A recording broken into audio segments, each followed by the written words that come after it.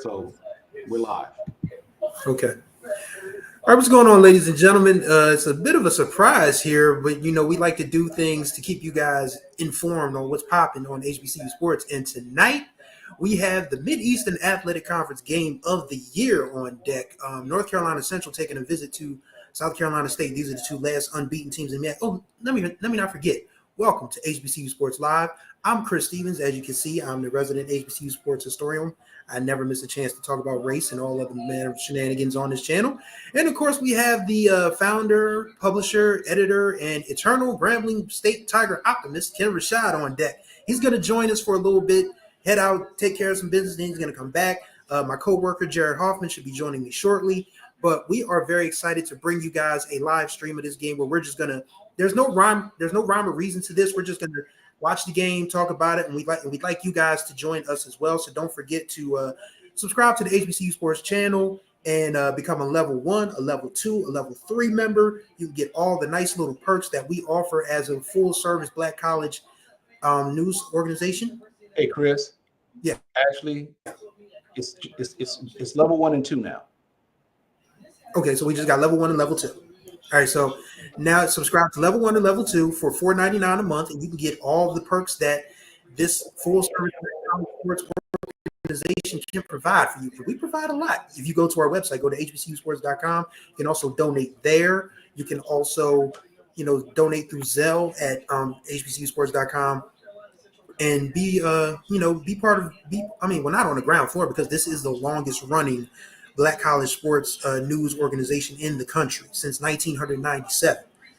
So, we're not new to this. We're true to this. And we are very excited to bring you this game, give you guys a little bit of inside information. Well, not inside information, but just the basics.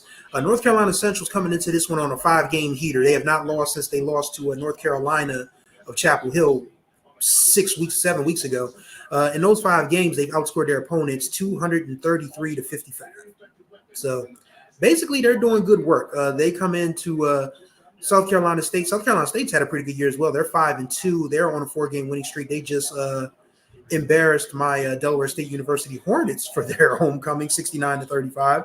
So this is, and mind you, these are the last 2 unbeatens in the MEAC. There's nobody left. The winner of this game is going to have sole possession of first place for the time being, because you can never really tell, but you would have to think the team that wins this game has the inside track on winning the whole thing. So we are happy to bring you guys this particular, event. Like I said, there's no rhyme or reason to this. We are going to just shoot the breeze. We're going to watch the game together. You guys can feel free to chime in with your thoughts. We will put them up on the screen, and we'll have a good time tonight. So hopefully you guys are doing well. We've got – Is that a Smurf? Somebody never know Papa Smurf. Was that a dude I saw in blue? I think so. Like Papa Smurf. All right. Anyway, well, it is Halloween, and there are quite a few young people in Orangeburg dressed for the occasion. I'm dressed for the 24th anniversary, of one of the greatest albums, not rap albums, greatest albums ever recorded. That, of course, is Outkast's Stankonia. So that is what I'm dressed for. Maybe I will do a Halloween. Maybe we can do a Halloween stream next year. If there's a stream on Halloween. I've always wanted to dress as Jerome from Martin. I just haven't had the chance to find a wig and the shorts yet. But I'll do a Jerome from Martin one of these years. I promise you. I said Jerome in the half. I said Jerome. Look at the white shoes. Look at the white shoes. Yeah, we yes, it's Halloween night. And for all of you I got a question for anybody in the chat before the game gets started. Did y'all grow up in a household where Halloween was the devil? Because my mom, when I was about 10 or 11, she pulled me and my sister off the Halloween thing so damn quick, y'all. Like, we couldn't dress up, The only upside is she didn't make us go to church, but my mom went on this holy roller kick, and we literally did not have Halloween from the time I was 10 or 11 years old. So did you guys, if you guys did not experience Halloween the same way I experienced Halloween, more power to you. If you got to get dressed up, go get candy. I salute you. We didn't have that privilege as a youngster growing up. So I know I didn't give any prep time, Chris, but you know what? Yes. You might, if you need to like maybe log off and fix your mic. Is it echoing again? Yep, yep. Oh Just god. tap on it.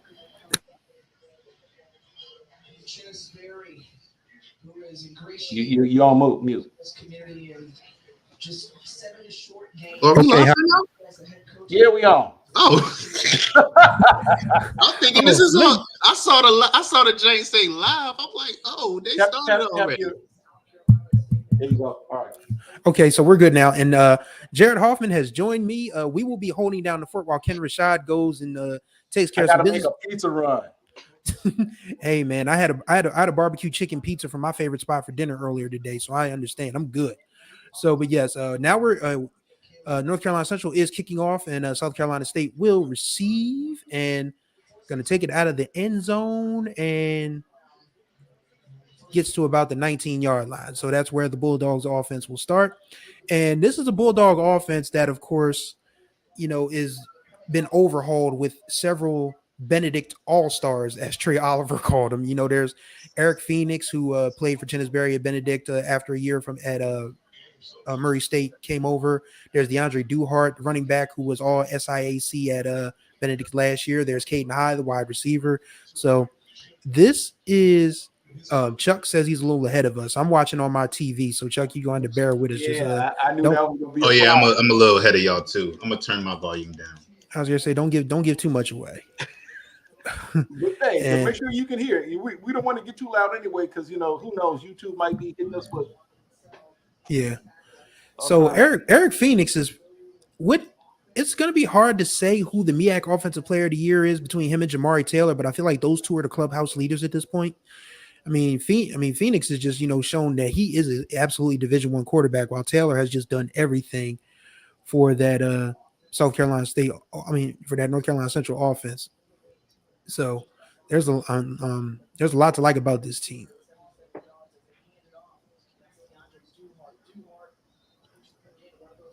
I think right now I'd probably give it to Jamari, but I think this game could be the deciding factor of who gets it because this is a very important game. Whoever wins this, they said on the broadcast, whoever wins this game will more than likely win the MEAC.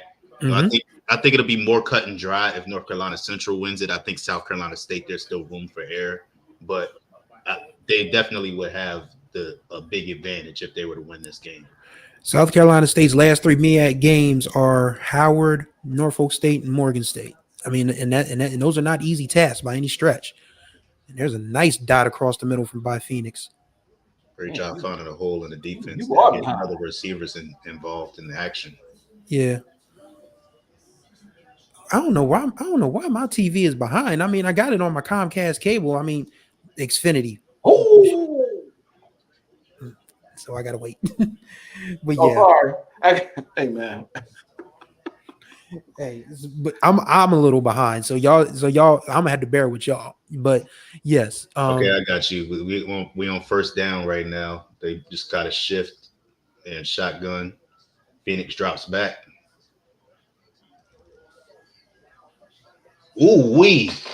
Wait till you see this one. That's a big play right there. No, that's Smith Brown. Okay. Yeah, Justin Smith Brown. He was with Buddy Pugh last year. So yeah, this South Carolina State team has some weapons, man. Make no mistake about it. So, I mean, Trey Oliver knew this was going to be a tough game. I mean, the North Carolina Central knew this wasn't going to be a gimme. So, nice start to this game for South Carolina State at the moment. And just to reiterate, if South Carolina State wins this game, for all y'all folk that was saying that they are just a bunch of SIAC Division II guys, just know I'm bragging. I'm bragging if they win this game. Just know. And they called a timeout. Looks like they didn't have the alignment that they wanted. I know that coaches usually script like the first 10 or 15 of a game, but I always find it interesting that, every so often the coach will the team had to burn the timeout because they don't have the alignment they want. Like, I mean, and obviously I'm not questioning Tennisbury's preparation at all. I mean, but this is the thing I find across the board that's kind of frustrating, for every football game that I watch. It's always like, 2-3 plays into a drive, 4 or 5 plays into a drive, and then they don't know what they're going to do. Oh, wait a minute, timeout. Damn, now y'all down to 2 timeouts. Now you got to really be judicious with it. I mean, in the first half, it probably doesn't matter that much, but in the second half, it just becomes that more pressing of an issue, in my opinion. I think in close games, time is at a premium. So you got to have those timeouts. You got to have those timeouts in the second half of the game. Well, this is the first half, so it doesn't matter. Well, it might matter coming before halftime if they have a chance to score before halftime. But in the second half, you especially have to preserve those timeouts and have the execution on point down the stretch, so you don't have to burn those timeouts in situations like that when it's really non-consequential for you to use the timeouts in that situation. So and one thing that people, if you didn't know this year, college football has stopped stopping the clock after first downs. Yeah. So they've been intentional about moving the game along. That's why you see a lot of these games are starting to come in for the first time in probably decades under the 3-hour mark, because these games are moving a lot quicker now. So that's one more thing you have to keep in mind, when you're talking about using your timeouts and different things of that nature. So it's a different ball game. Let me answer M Ford's question really quickly, because he saw my T-shirt. I'm torn, honestly. Atlians was my ATLians was my first Outcast exposure, because I was 15 years old when Elevators came out. I had a summer job. Me and you. Your mama and your cousin too. I was 15 years old. I had a summer job. I was making like $5 an hour. I thought I was rich, boy. And that was one of the first albums I bought with that money. So, but I think Stankonia, just from a cultural standpoint, because people have been chasing that album across all genres for almost 25 years. So to me, Stankonia, when you take into account, like the monsters that were just the singles. I mean, the 3 singles that they put out were just undeniable. I mean, you had Bombs Over Baghdad. Nothing like that had come down the pike at the time. Then, of course, you had So Fresh, So Clean, which was just like, a Jiggy anthem. And then, of course, Miss Jackson. I mean, dude's been fighting that baby mama. Dude's been fighting that baby mama and baby mama struggle for years. So, I mean, those dudes the child support dudes finally had an anthem now. So, I mean, I'd have to put Stankonia above ATLians by the slimmest of margins. All right, we're back now. So see, this is the thing. We get the, just talking vibe, while, the game is, on commercial or whatever. So keep sending your questions. They don't gotta always be about HBCU football. Yeah, man. We know more about other stuff. There's no rhyme or reason to this. As a matter of fact, I'm gonna tell you guys now, for you folks watching us, shout out to the folks on X or Twitter X. Hey man, do us a favor. If you're gonna continue to watch us on Twitter X, at least come to the YouTube channel, hit the like button, subscribe if you haven't. Believe me, you help us out. I'm gonna share some information with you guys who are watching, though, by the way. Some things that I'm gonna kind of be transparent. Some things that have happened and kind of go into the reasons why we didn't come on last night. But until then, we'll do it again. I got to go make a pizza run though. So all right, I'll do it when I get back. I'm not leaving yet. I'm just saying. Yeah, but when Ken leaves, Jared and I will hold it down for you, of course. So I still find it hard to believe that this South Carolina State team is this good this quickly. I mean, I knew Chennis Berry was the real deal, but I didn't think he'd have this team competing for a MEAC championship this quickly. I mean, they just literally, there's a first down out of end zone. Yeah. Honestly, I don't think I'm that much surprised.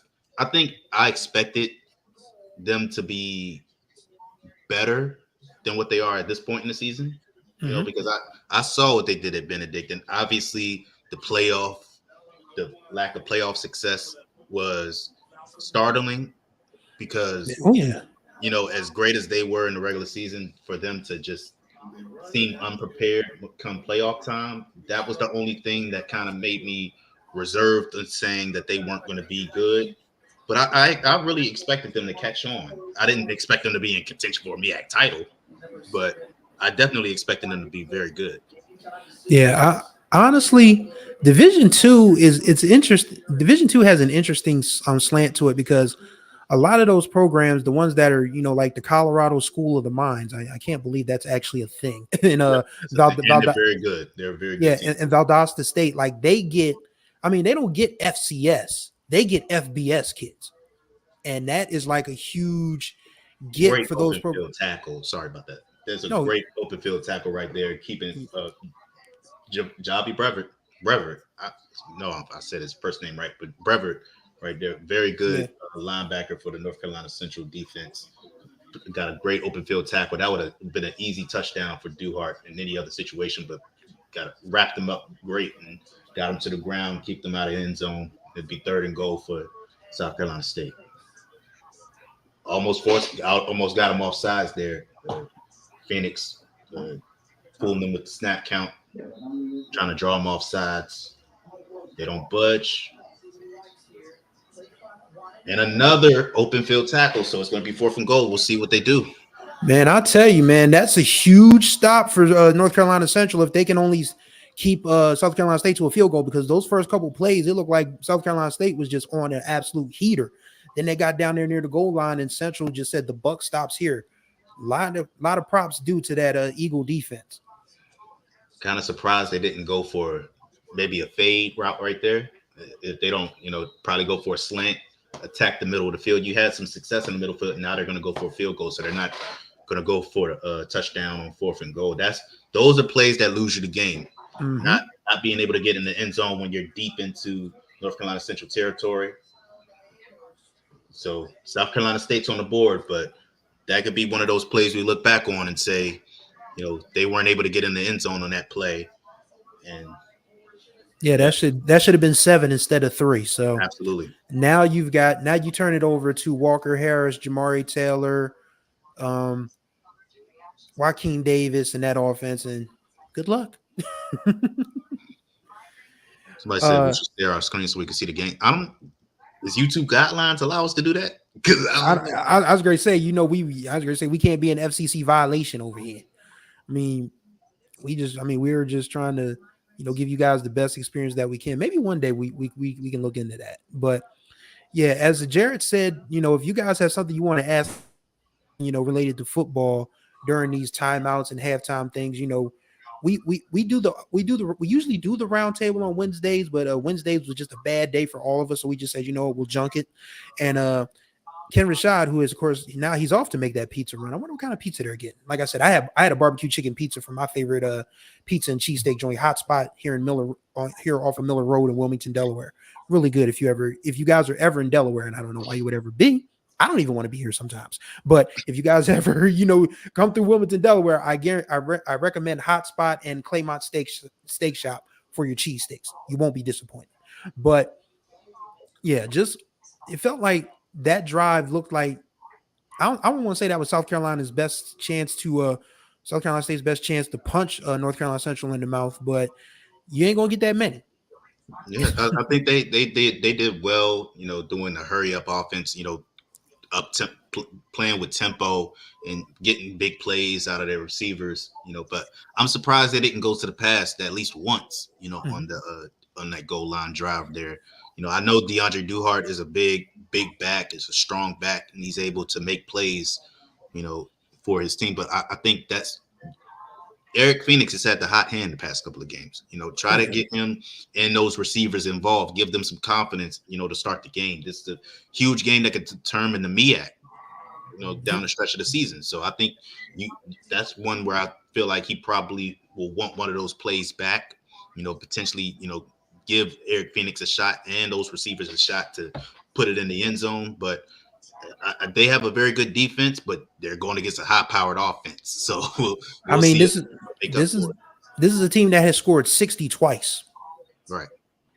66 against, 68 against Virginia Lynchburg. I think, one of the local high school team. Yeah, I was going to say one of the local high school. Focus on the North Carolina A&T. Yeah, okay, yeah. 66 against North Carolina A&T is pretty doggone good. And they just have so many weapons and so many ways to beat you that it's just hard to. Is that Waka Flocka or is that just a Waka Flocka impersonator? No, just a dude with dreads. Oh, okay. I was gonna say, what the heck is Waka Flocka doing in Orangeburg? I need to put my glasses on, but I can see the game just fine. Yeah, but yes, this is the key drive for the South Carolina State defense now, because now you have to give your offense another chance to put 7 on the board, since they weren't able to convert after those 2 big pass plays early on. But now we're gonna got the kickoff happening. State set up for kickoff here. I'm curious what they do to start off this game. The North Carolina Central offense does start this game. Do you get Jamari Taylor involved early, or do you get Walker Harris some reps and see if he tests that secondary of South Carolina State? Well, we will find out from the 25-yard line, because the ball's went out of the end zone, so that's a touchback. But yeah, I think Walker Harris had the unenviable job of replacing someone as dynamite as Davius Richard, and I think he's done a really good job, because I mean, you're not going to replace a kid who threw for 3,000 and ran 4,000 2 years in a row. I mean, those types of athletes, they come along once in a generation, and Trey Oliver knew that. But Walker was able to take care of business when it mattered in the games that matter. So we'll find out soon if he's going to be the one. Play of the game goes to Jamari Taylor, and he's dropped for a loss. South Carolina State got some beef up front. Absolutely. Jaden Brockton, that's the guy to watch. That's the guy that I thought was going to be the breakout player for them when he coming over from Benedict. Had the incredible season for South Carolina State. For Benedict last season. He got took his shoulder pad in though. Yeah, absolutely. Yeah.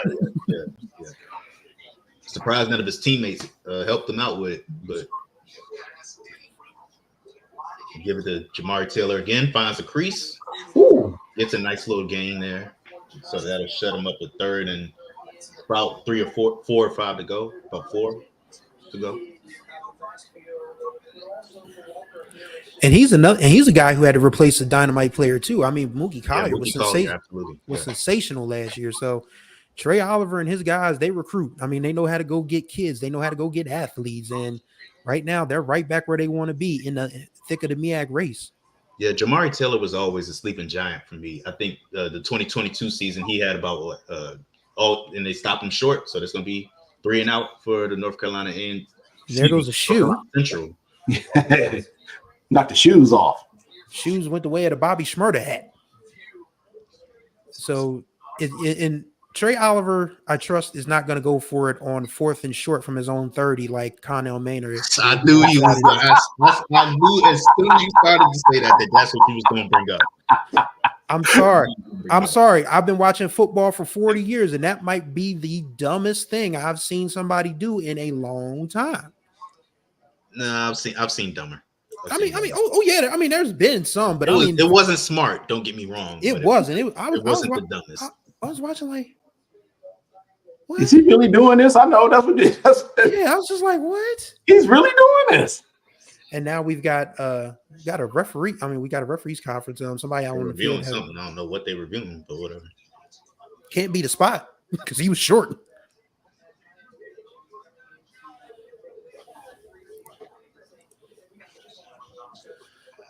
So the question, I think, the most interesting thing is the winner of this game most likely moves on to Atlanta, but I'm more interested in seeing who they will play in Atlanta, because the SWAC is anything but settled. Oh, maybe it's there go the shoe in slow motion. Dave Chappelle voice in slow motion. But I'm really interested to see how the SWAC ends up, because there's nobody in that field that's still alive at this point that we can point to and say is the definitive SWAC favorite. I mean, Jackson State. So they actually were reviewing the spot? Jay said they were reviewing whether it was a completed pass or not. Oh. I guess they thought the shoe was the football. But it wasn't. Would it have mattered though? I don't think it would have, but that's a big stop. That's a 3 and out for South Carolina State's defense, so they win early. But Juan Velarde is one of the best punters in the country, so he's probably going to pin South Carolina State deep here. And he does exactly that as the ball takes a North Carolina Central bounce and pins them. They're going to say it hit off a North Carolina Central coverage man, so they'll actually be closer to the 20. But Yeah, but still, that's there's a punt for North Carolina Central as South Carolina State's offense comes back onto the field. yeah. So I mean, Jackson State looks. I mean, getting back to my point about the SWAC, I just don't know who the winner of this game plays because I mean, Jackson State has looked good, but they're inconsistent. We don't know what in the world is going on with the SWAC West at this point, other than Southern currently has the lead, but who knows if that holds up because the Border Regents have actually found gold with Chris Dishman at Texas Do Southern. not give them credit for that. Please don't. I know we're joking. Please don't. Please don't give the Border Regents no credit for what is happening with Texas Southern. What is happening with Texas Southern is the players are playing hard and they are overcoming the idiocy of the Border Regents. Who made that comment? I'm looking for it now. Share that comment. Oh, which one? Somebody said something about the Border Regents? No, he brought up the Border Regents, and I was saying don't give them no. He was joking about the Border Regents. Okay. I was like, don't give them no credit. Kendrick really wants us. Kendrick, we hope you get well soon, brother. But yes, Kendrick really wants us to apologize to the Border Regents, and after what we've seen, they are getting no apology. They could have finished 12-0 this season. They would not get no apology. To paraphrase the great Tyler, the Creator, Negro, no. there's no way. I mean, because they dodged the bullet because the Fred McNair situation was just absolutely embarrassing. Like you had a guy who was a proven winner, ready to take over your program, and then your Board of Regents, who probably don't know football any more than I know a vegan diet, is saying, "Oh no, we don't want Fred McNair," and it's like, really ridiculous. Hey, I'll be back in a minute. All right, so Ken Rashad has gone on his pizza run. He will be back with us shortly, but there's so much intrigue in the SWAC because I think the East is pretty much settled at this point. I mean, Jackson State and Florida A&M would just absolutely have to trip over and fall on their faces for Alabama State to overtake them. But yeah, coming into the season, I said, and I've been saying it since the start of the season, that I think that the winner of the SWAC East will win the SWAC. Yeah. And I stand by it, but I'm not nearly as confident as I was in that statement at the start of the season as I am now. Because Alabama State, the defense has not been able to overcome everything that has happened with the offense. The Florida A&M, they relied too heavily on being able to finish that they haven't put enough into their starts. And Jackson State, as good as they've been playing, they don't look like a team that you would say is championship ready. So, and then in the SWAC West, there's nobody to put fear in your heart in the SWAC West. We saw what Southern looked like against Florida A&M. We've seen Alcorn State lose to Southern. So it's just a bunch of teams in limbo. So that's when we're just gonna have to. This comment by Chris Green.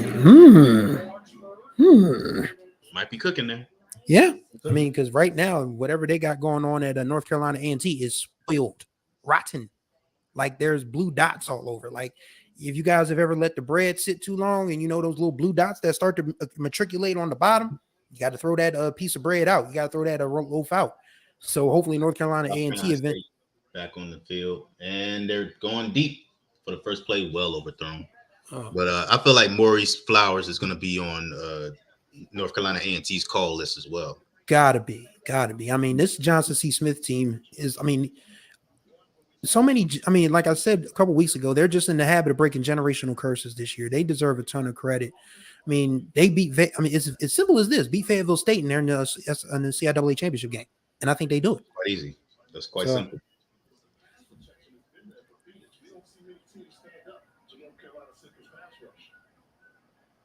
Phoenix back to pass again. They go for a screen. Got some blockers ahead, and he's breaking through. They got a big first down game right there. That's Tony on the reception. Channis Berry calls him one of the best tight ends in the country, and I'm not going to disagree. He looked good right there, following his blocks. I think what bothers me about screens the most is that when they go wrong, they go wrong. Like that one almost. They go hard. That one almost went wrong. But Marlon Moore chimes in with our thoughts on Jackson State. He says JSU can run and they have the best offense in the defensive line is built for December. So beware. Oh, we're not saying that they're not going to win the SWAC. I mean, they're probably going to win the SWAC, and it's not even going to be close. But it's just like the SWAC is in a rare down year, I think. And Florida A&M, the Rattler contingent ain't going to like this, but they should have expected that. Once you lost Willie Simmons, no matter who. Well, there's a first down. Yeah. But I think Herb Mulligan has the ability to have a big game, especially against there's no real dominant SWAC West defenses,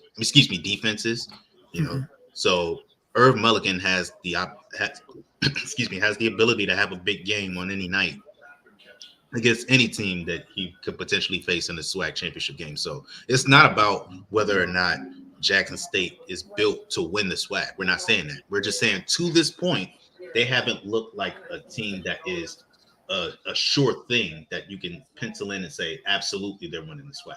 There's no team in the SWAC that you could say they are a sure thing. That was a nice little bounce off there by Duhart, man. He's a tough back, dude.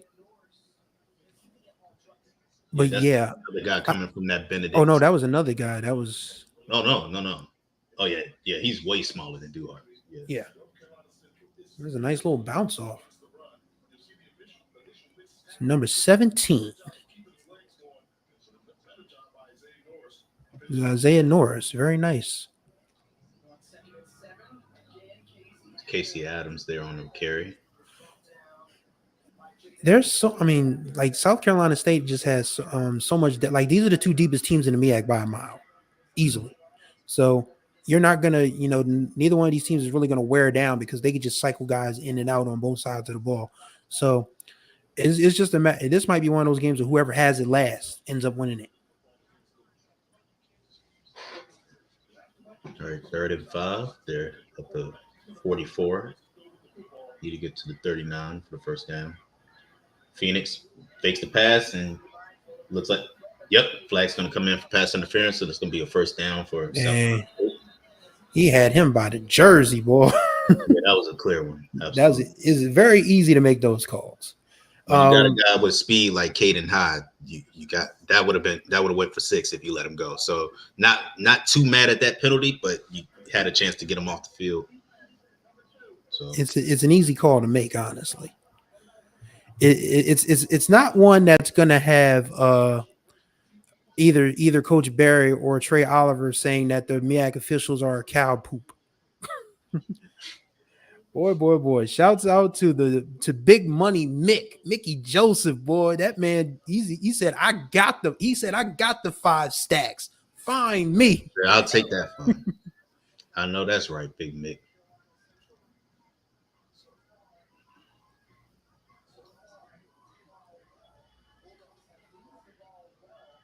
Takes a big shot to the end zone. It's going to be out of bounds. Yeah, just a little too far off.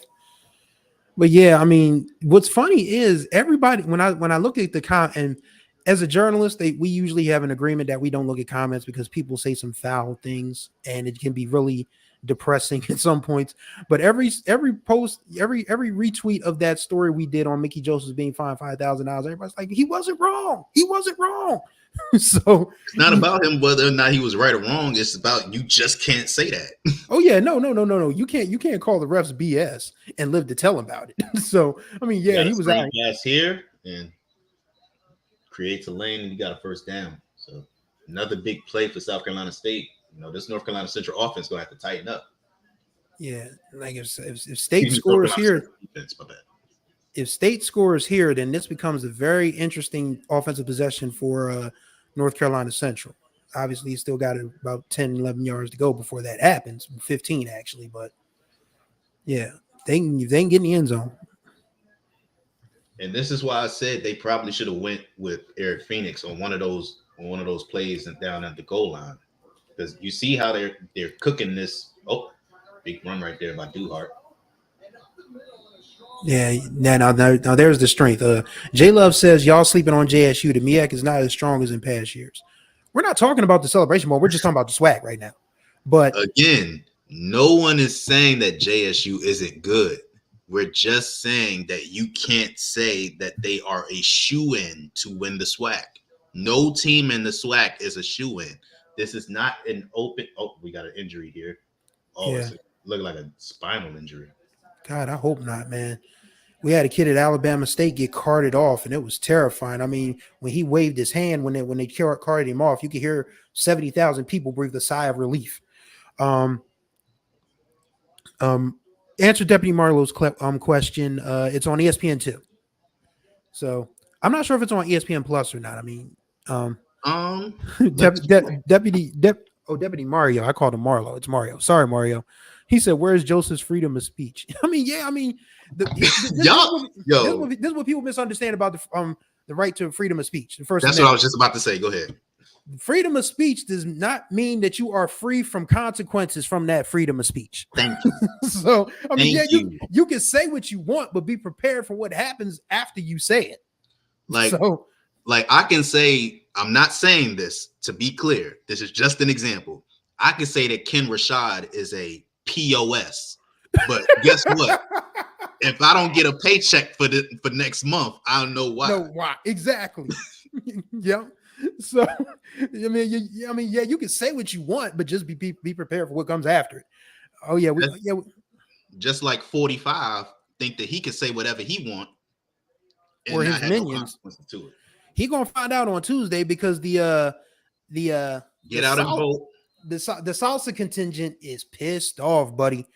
Shouts out to Godfrey, man. Oh my God. Oh, they had to carry that young man off. That's not good. That's number 28 there. And they got the tent up. It's not a blue tent, it's a black tent. I love Oliver C. Dawson Stadium, by the way. That's one of the oldest HBCU stadiums in the world, but they still make it look pretty doggone good.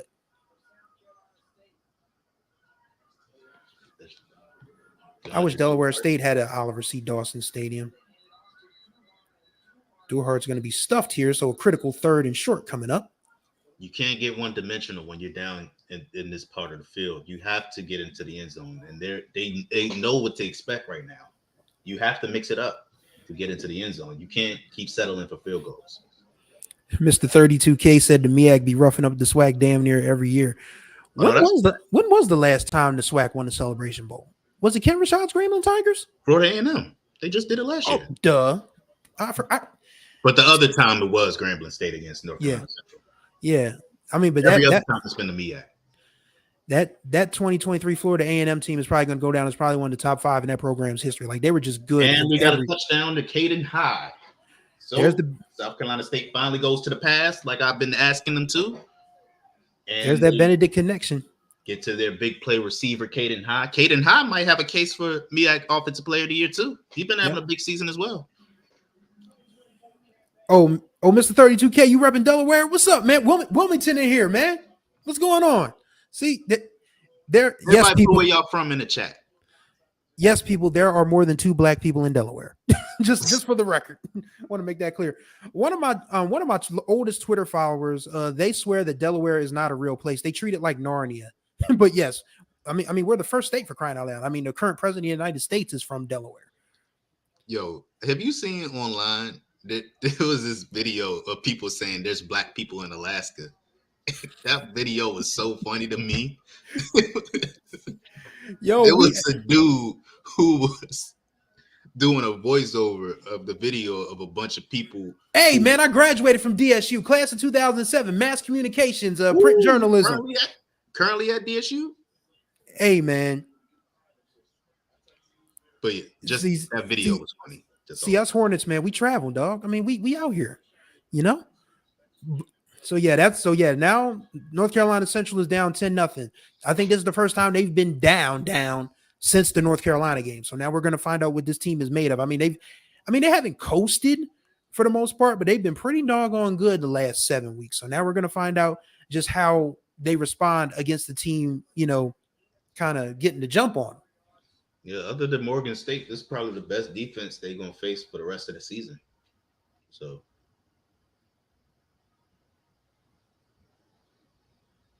All right, they kick it deep. That one's going to go out the back of the end zone. Another touchback. You know what's interesting about this whole South Carolina State team is that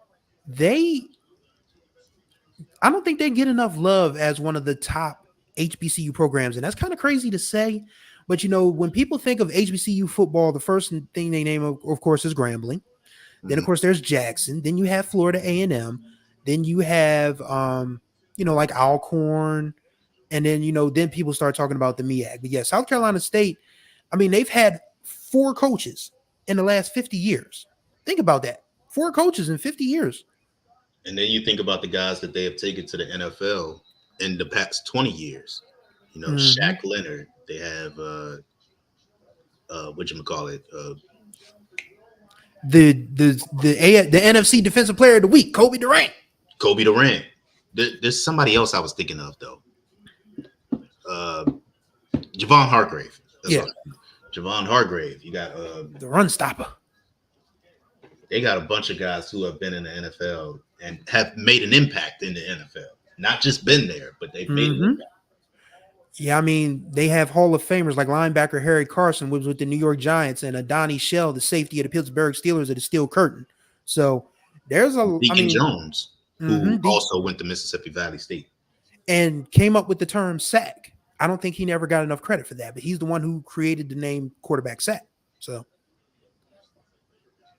we got to do that one day. Come together, come up with an all-time HBCU football team. Oh yeah, I know Jerry Rice a couple of years ago did it for the Super Bowl when they honored all the HBCU guys in the Hall of Fame. And it's a list. A lot of our HBCUs have more Hall of Famers than your favorite Power Fives. Yep. Whoa, I'm not sure what Walker that was supposed to be, but Walker. That's going to be another 3 and out. No goes without another first down. Hey man, this quarter changeover, Trey Oliver is going to have a conversation, because if State goes up 17-0 here, then you've got to be a little concerned. But right now, South Carolina State looks like they always were a good football team. But they look like they're bent on, if this ends up being another 50-20, I don't know how Trey Oliver is going to respond. There's no way this can be. Oh, we got a shank kick. We got a shank punt. Looked like it was blocked. Yikes. Whoa, did the South Carolina State? He did. Jeez Louise, why are you touching the ball? What are you doing? Why would you touch the ball? That is a game-losing mistake right there. You cannot do that. So for those who aren't watching, North Carolina Central had to punt the ball on 4th down. South Carolina State rushes the punter and looked like they blocked it.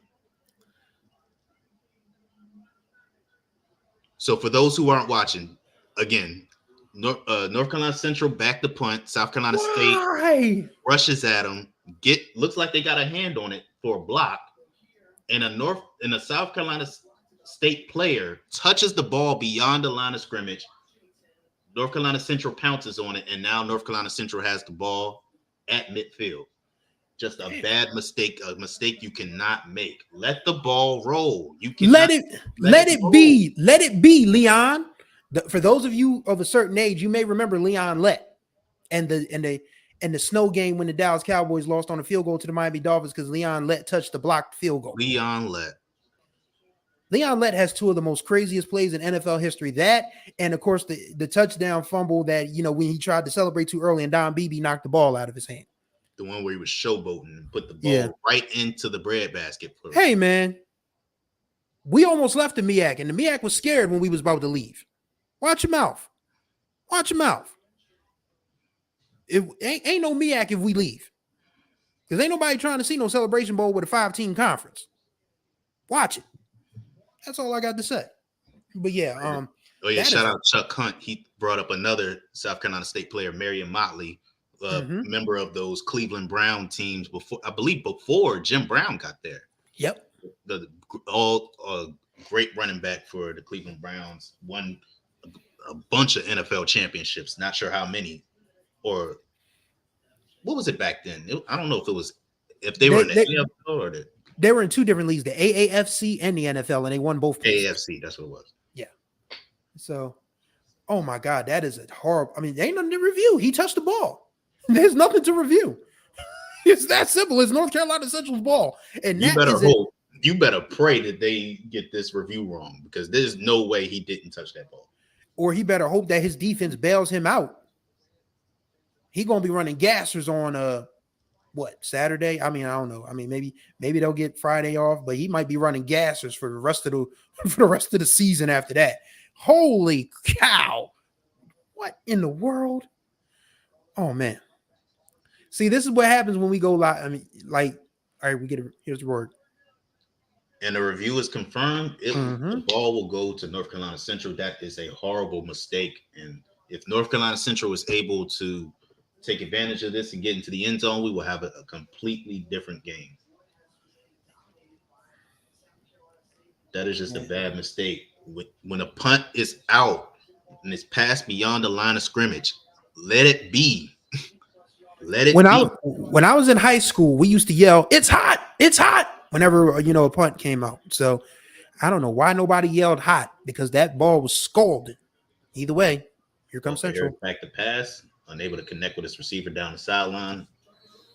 Look like Joaquin Davis there. Yeah, Joaquin Davis. Don't make me kick you out the chat, dude. D3? Jesus Christ. Not even D2? Don't make me kick you out the chat, bro.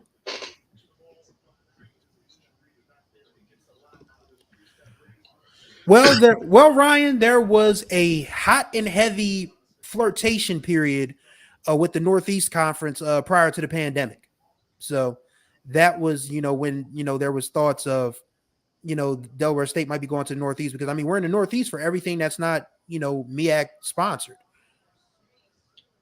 Great run right there by Jamari Taylor, taking a couple of tackles with him. He's a tough one, man. Nice game on that. But yeah, we're in the Northeast for women's soccer, lacrosse, golf, baseball. So I mean, we have a good working relationship with the Northeast Conference, and they really were talking about bringing Delaware State on, but somehow our president, Dr. Tony Allen, said, "Nah, we're gonna stay right here." So I give Dr. Allen credit for, everything else he's done at Delaware State. And he was just like, yeah, we're going to keep this tradition alive. But if the rumors are true, there might be a new MEAC member coming eventually, because it's a hot and juicy one, but it's alleged that the men of the AUC might be coming up to the MEAC at some point. So real quick, North Carolina Central went for a pass play, got it to Jamari Taylor, but he's short of the first down. So at the end of the first quarter, South Carolina State 10-0, and North Carolina State Central, has a decision to make on fourth down. Will they go for it? Will they punt it away? We'll see. But as far as a member of the AUC potentially, again, guys, they're not coming back. They're not coming back. North Carolina A&T has played North Carolina Central. They played South Carolina State and former MEAC team Hampton. In those three games, they have given 170 points.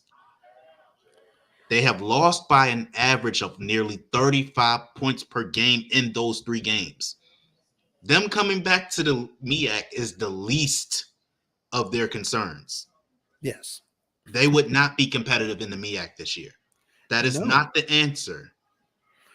The answer is not the answer. The answer is they kind of sort of need a new coach. Not kind of, sort of. They absolutely need a new one.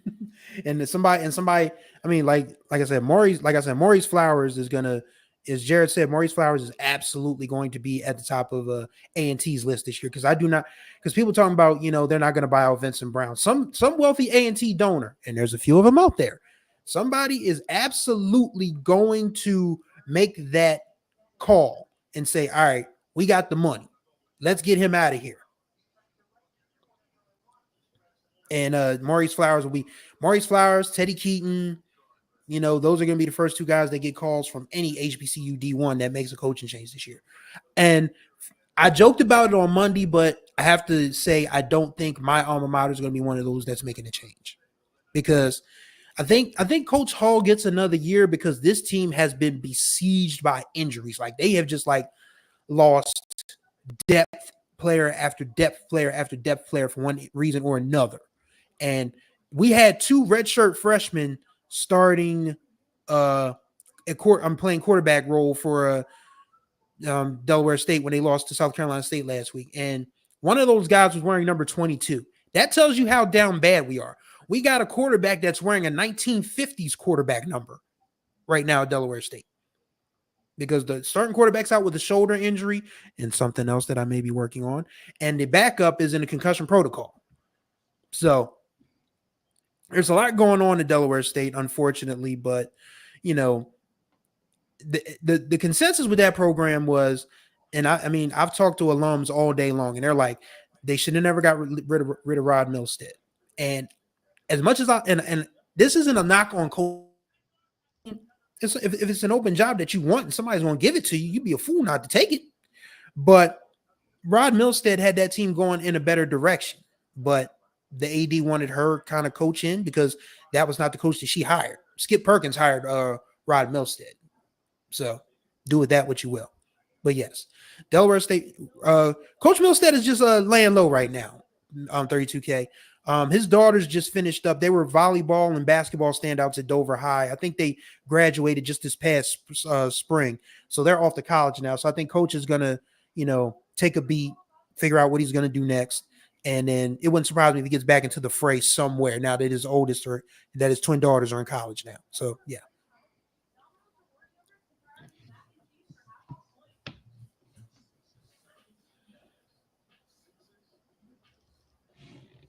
All right, the North Carolina Central offense is on the field, so it's look like they're going to go for it on 4th down here.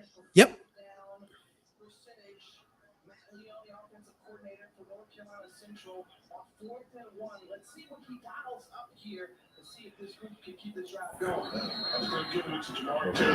Line up in the shotgun, and we got a penalty. Is it a false start or it is false start? So, yep, no choice but to punt now. Well, elite. Yeah, Tiger Nation undefeated. They absolutely do. Like, I think what's happening is this is the first time they've actually had to try hard. I mean, not saying they didn't try hard against Morgan State, but let's be real. Before the Morgan State game, they were just like, you know, running teams off the damn field. Now they are back into contention mode, and now they're facing a hungry South Carolina State team. So now they've got a punt, and now it's back to the Bulldog offense.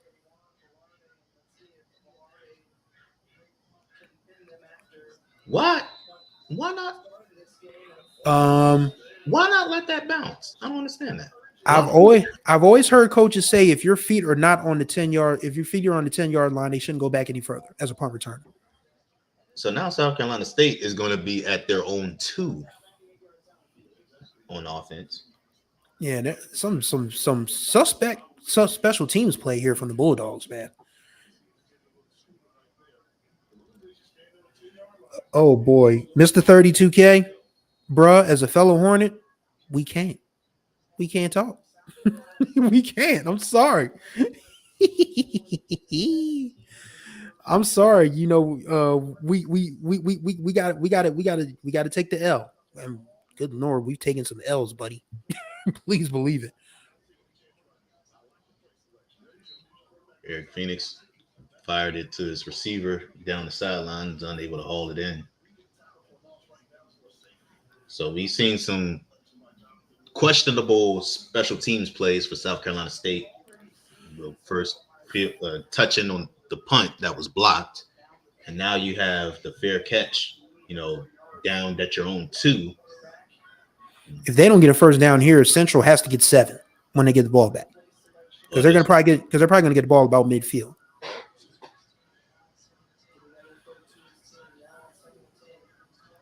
Phoenix again. Pump fakes, guys, a receiver open, but a great open field tackle, and they ruled it incomplete. Oh boy, they're lucky because it would have been a touchdown. Yeah, that would have been a touchdown for sure.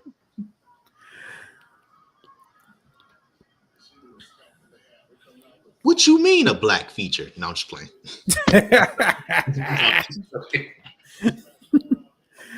I would hope we were all black in this room, even though I'll save that thought for halftime. But yes, now it's 3rd and 10, and if South Carolina State does not get a first down here, this is going to be prime real estate for North Carolina Central. And we got a timeout. Got a timeout for North Carolina Central. Timeout on the field. I'm going to step away for a second. I'll be right back. All right. So as Jarrett takes a break, if you guys have any questions that aren't MEAC, SWAC, HBCU football related, we usually do a Wednesday show called the roundtable, but we had, we got some guys sick, we got some guys doing, with work obligations. So we just said, we're going to table it this week. But on Wednesdays, we usually preview the week's HBCU football games, and then we have a topic that is off the beaten path. Previously, we've talked about Kamala Harris. We've talked about how you like your steak. And let me just say this for the record.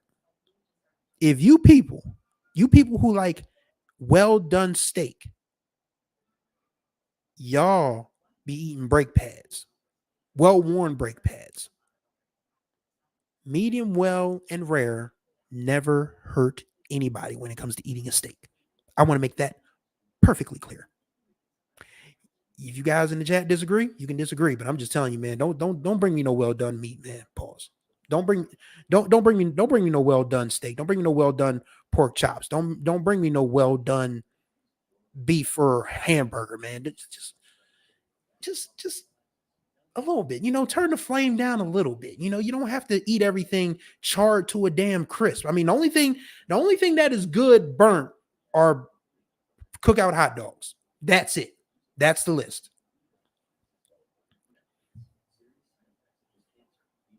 That's it.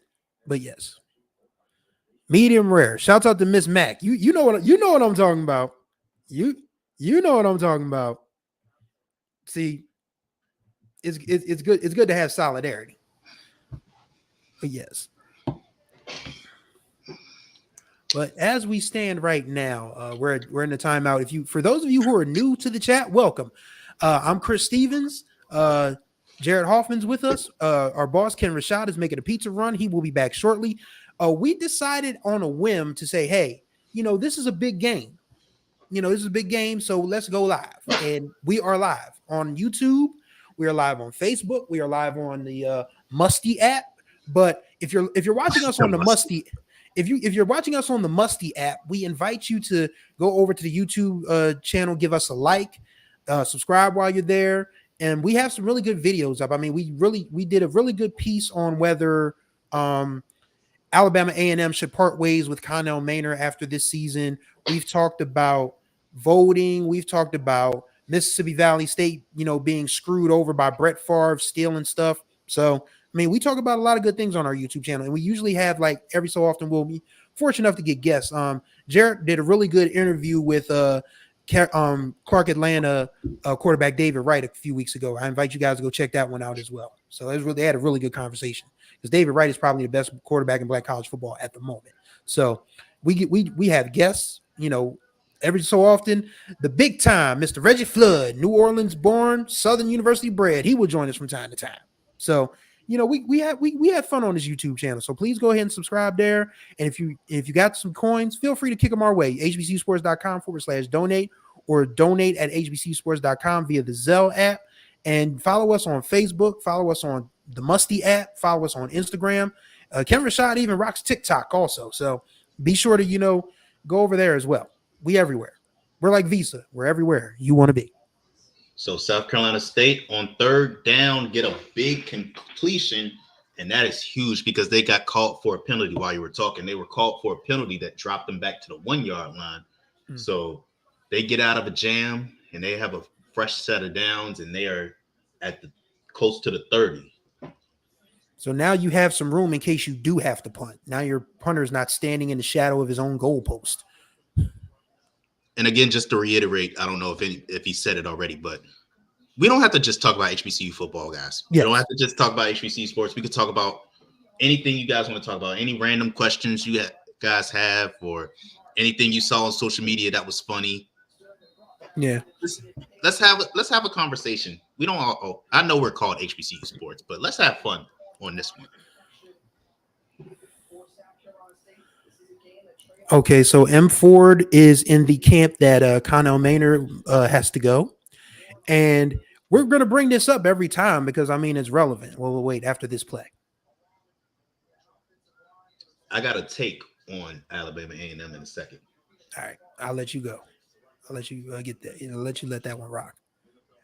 All right, so it's going to be a run stop short. Okay. Alabama A&M moves on. Hold on. Oh, the boss man's having trouble. I don't. Did you go to a local chain or did you go to Papa John's? Because Papa John's has dropped the ball in recent years, and I used to love Papa John's, but Papa John's has dropped the ball in recent years. Team Domino's here. Yeah, I do like Papa John's though. That garlic sauce, boy.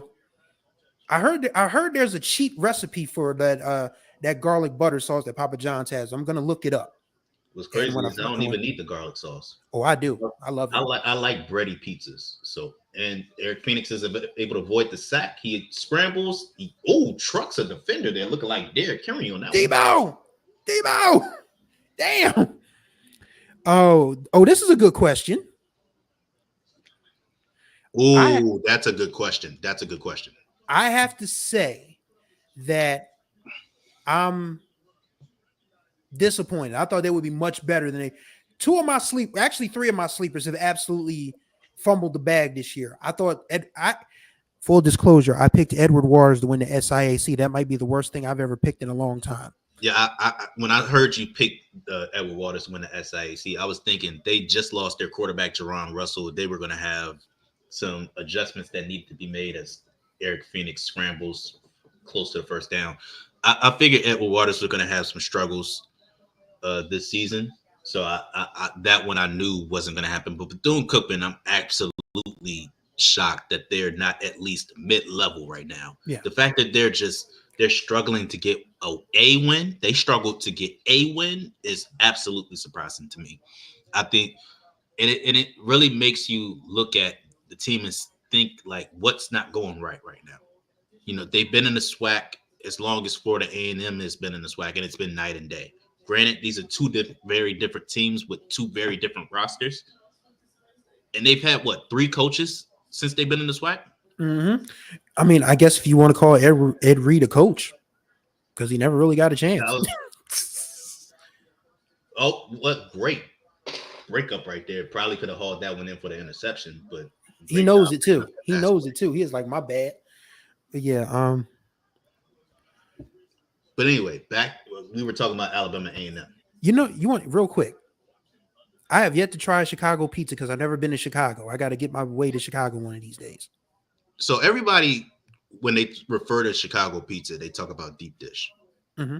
But there's a lot of people who say that Chicago pizza is more than just deep dish. I've had deep dish pizza, not in Chicago, but I've had deep dish pizza. It hasn't hit for me. I'm interested to see what the true essence of Chicago pizza is. Yes. I mean, New York pizza, I mean, it's good. Like I said, I love bready pizza. For me, bready pizza, I don't like thin pizza.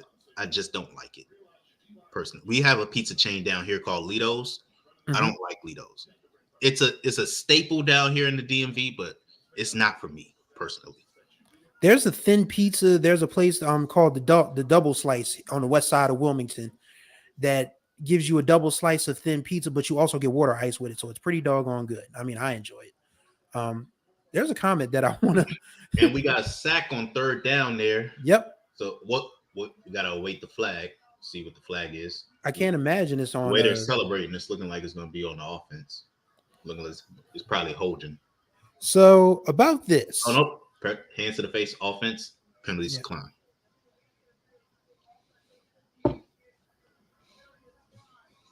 I think keep Jay Walker and keep him away from swag games. So here's the thing about, because there was an interesting conversation on Twitter today. North Carolina A&T's athletic director in a podcast disclosed that A&T was only getting a $25,000 to $30,000 share of the ESPN money. Now, if that is in fact true, then Then the MEAC is well. Wait, let's talk about after this punt.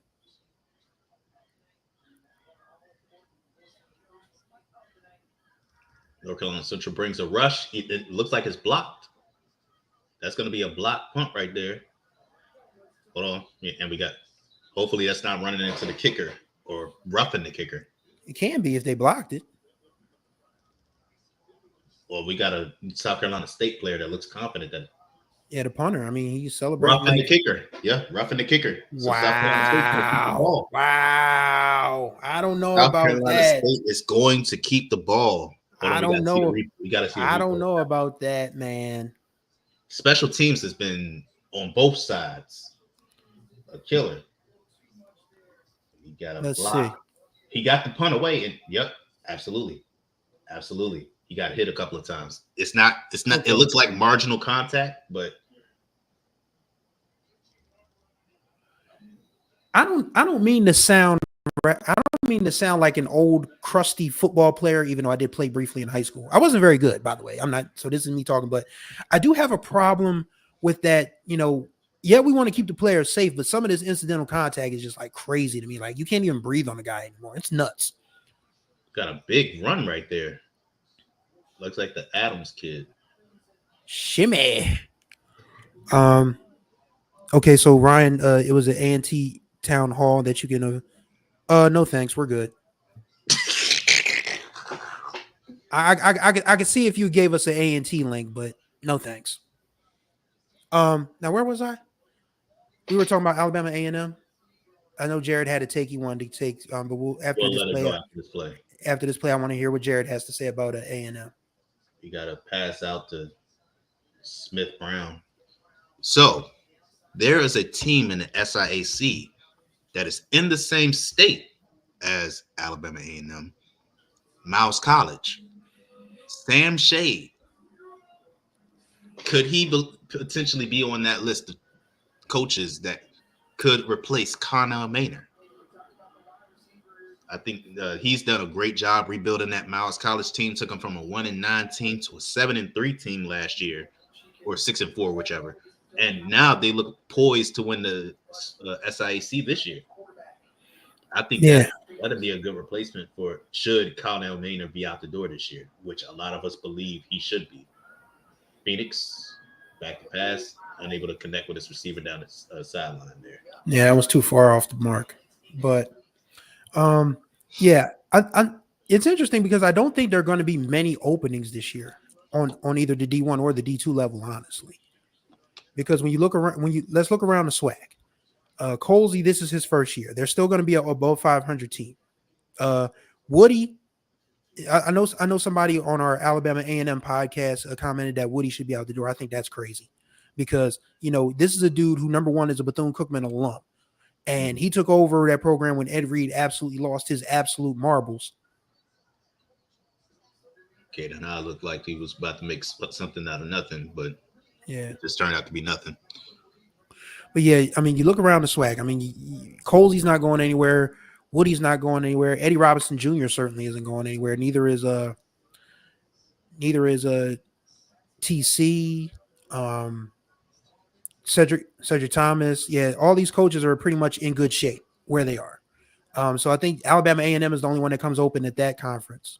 Worst case scenario for Raymond Woody is there's more of a microscope on you now because we're looking to see if there's any improvements going forward as he checks it down to short and they're not able to get the first down. So again, that's a hard hit. Cole Jones, man. He reminds me so much of Andre Waters. All my OGs in the chat, if you remember the Eagles gangrene defense from back in the day when it was Reggie White, Clyde Simmons, Eric Allen, those guys, Andre Waters was a hard-hitting son of a gun. God rest his soul. And Cole Jones reminds me so much of Andre Waters. It's ridiculous.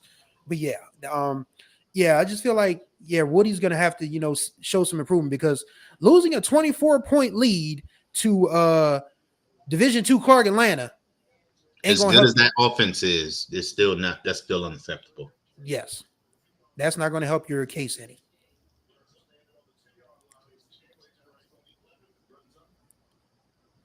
Much better job of fielding the punt there by South Carolina State. So we got 7:14 left in the first half. Oh, South come Carolina on, State. Sonic Boom. That's cold blooded. Why wouldn't he? He's Eddie Rock. I'm not sure I can agree with that. I think that with all the injuries they've had to deal with Andrew Body and the other quarterback from Eastern Illinois, I think this year is kind of like especially since they're not eliminated from the SWAC championship race yet. Not yet. They No. could still win the SWAC this year. Mhm. So they could still make something out of nothing from this year. They still have to beat their upcoming opponent, and they still got to beat Jackson State later on. So I don't think. PV, Yeah, I don't think Bubba's going anywhere either. this is just a down year for them. Yeah, I mean they just won the SWAC West last year. I mean it's not. I mean if they had going 0-12 maybe, but the SWAC West is just,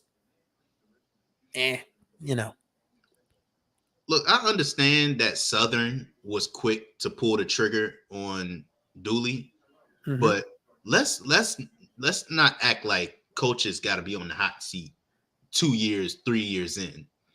These guys are still putting their foot in the pavement at where they're at.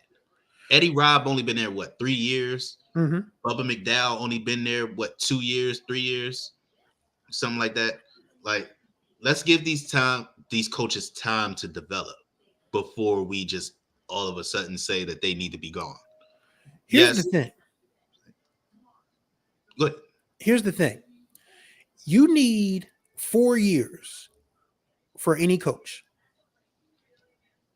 Any coach. Because that coach is coming in, has to cycle out the players from the previous coach's regime, because that coach in any sport, they want to have their kind of player that's going to be able to compete in their system. And then you have to give that system 2 years minimum to develop. So when you see coaches in any sport, I'm talking football, basketball, baseball, volleyball, lacrosse, soccer, getting fired after 2 years, it tells you that these ADs are listening way too closely to their alumni base or complaining parents and are completely unserious. And this is coming from a dude who has seen Delaware State alumni just absolutely incensed that the football team has been terrible. But let's make this clear. The football team at Delaware State has not had a winning record since 2012. So this ain't a Lee Hall thing. This is this goes back to Kermit Blunt. This goes back to Kenny Carter. Unfortunately, it goes to Coach Milstead, even though he was the closest to have that team to a 500 or better record. So this is a 12-year problem for Delaware State, and it's going to take some time to resolve. Tiger Nation, the undefeated, said that doesn't happen in the SWAC. Ask you. Oh man, they definitely got that man out the paint after 2 years, man. Yeah, for sure. Oh my God, Big Stinger. God, I miss Al Levan. I was a student reporter when he first became head coach, and he came into the Hornet newspaper office to introduce himself to me because we didn't have a chance to speak at his press conference. And he said, I know a lot of these people around here look at me like I'm a space cadet, because Coach Levan was a really understated, low-key guy. He was like, but I think we can become a winning football program. And this was a Delaware State team that had went 1-10 the year before. And they beat Hampton, who was the number 17 team in the country, for his first win in 2004. And then they ended up winning the MEAC in 2007. So Coach Levan, definitely one of the greats, died too soon. Everybody who knew him loved him, and we miss him dearly. So real quick, for everyone who's just joining us, North Carolina Central and South Carolina State are currently playing on ESPN2. The score is South Carolina State leading 10-0 with 7:14 left in the first half. You can scroll over to ESPN2 to watch that game along with us. And North Carolina Central currently has the ball, trying to get their first points on the board. They are down at their own. Well, now they just ran a run play. They look like inside just short of the 20. We've been talking about JSU for a minute, Southbound. I'm sorry if you missed that conversation, but we've been talking about Jackson State, man. But just for you, we'll say that they are in the driver's seat to win the SWAC West, but they don't look like a team that is a shoe-in to win the SWAC. No team in the SWAC looks like a shoe-in right now. It's just a battle of wills right now in the SWAC, basically. Yeah. We got a sack there. Is that Jaden? No, that is Hall. Shy Hall. I love the fact that college kids still wear random ass numbers, man. I'm sorry, I love it. You got defensive ends wearing single digits, teens and 20s. Yeah, that makes no sense. But I'll that's never forget. I remember a long time ago, tight ends used to wear 90s. Like there would be a tight end wearing number 96 or 93 or something like that. So that I always found that very interesting. I hope you're right, Landon. I really do. I really do because there are some talented honestly, kids this year. I feel like we may not hear any guy as a check down and North Oh, Carolina dear Central Walker. again. I think we have more. It's more likely that we're going to get guys who are undrafted free agents. Like I think that uh, Jada Byers is definitely going to be in the undrafted free agent market. I can't honestly say that I see him getting drafted this year. I feel like Fort Valley State running back Brandon Marshall is probably going to be a guy that Philly. Undrafted free agent market in the undrafted free agent market. I feel like Eric Phoenix is a guy that we know how quarterbacks get done. Oh, is he out of eligibility already? Why are you? Oh my God! These kids that dive on these fair catches. If you can't catch the ball, get out of the way. Oh my God! If I was a special teams coach, man, all my kids would be running gassers. Because what are y'all doing out here? Sorry. Yeah, no, you're right about that. It's a lot of special teams blunders in this game, but yeah, I can't really see anybody that I can confidently say this guy will get drafted. Last year, I was confident that we could see some guys get drafted. This draft class that we have coming this year, I'm not going to say that these guys aren't draft worthy, but looking at how the past couple of years have played out for our guys who have entered the draft, Mm-hmm. I don't have much optimism that it's going to be much different this year. Yeah. Here's an interesting thought from M Ford. AMMU has a new AD and Connell is in a contract year. Dr. Paul Bryant has been moving mountains for Alabama A&M. Like this is the same dude who said we are leaving this Magic City Classic agreement until you guys give us the bag. And he got the bag. He got more concessions, more of the pot, and he deserves a ton of credit for that. And if he's doing all this, remind you, and all of this is being done, so you got to start winning. I mean, you're gonna see the women's basketball team come up very shortly because Dawn Thornton's there now, and the diva Dawn, as she calls herself, is going to have that women's basketball team SWAC championships in short order. The men's basketball team is on the rise. They have a really good, baseball program and a softball program. So football got to start pulling their weight, man. And I don't know if Connell Mader is going to be the guy to help those dudes pull that weight. Good news is they got a lot of options to go for. Oh, yes. They got plenty of options, but I think the talent on the field has to change. Mm-hmm. Well, not change. Let me not say change because I don't want to be disrespectful to the guys who are already on the roster, but they need to they need better player development. There hasn't been much development. Like, how long is that running back they've had been there? And Eaglin? How long has Donovan Eaglin been there? And he still hasn't taken that next step. He looked like that guy when he came from, what was it? Michigan State he came from. Yes. And he looked great in his first season, but he hasn't looked any better. He's just looked like he's looked since he came there. You know what I mean? I think they need to develop the players in that locker room better. Don't even put that comment out. Don't even put that comment out. We don't even want to say their names because we don't want people thinking that we have to talk about them. Oh, shouts out to the person in the South Carolina State game wearing the Where's Waldo costume. Oh, look at little homie. Look, oh yeah, the little boy with the Mario and the little girl with the that's awesome, man. They really little youngin. By the way, if you do celebrate Halloween, I don't partake in Halloween, but if you do, then happy Halloween to you. Mm-hmm. If you guys missed my earlier comment in the chat, I grew up in a Christian household. My mom banned us from celebrating Halloween starting when I was like 10 or 11. So that's why I enjoy Halloween candy. Unfortunately, I didn't get a chance to buy any today because I was busy running around getting ready for tonight's game. But yeah, maybe it'll be half off tomorrow. Who knows? I need to address this point from Sonic Boom. He said HBCU players need to find teams looking for specific talent like how the 49ers do with their late round picks. That's not always up to HBCU players. Yeah.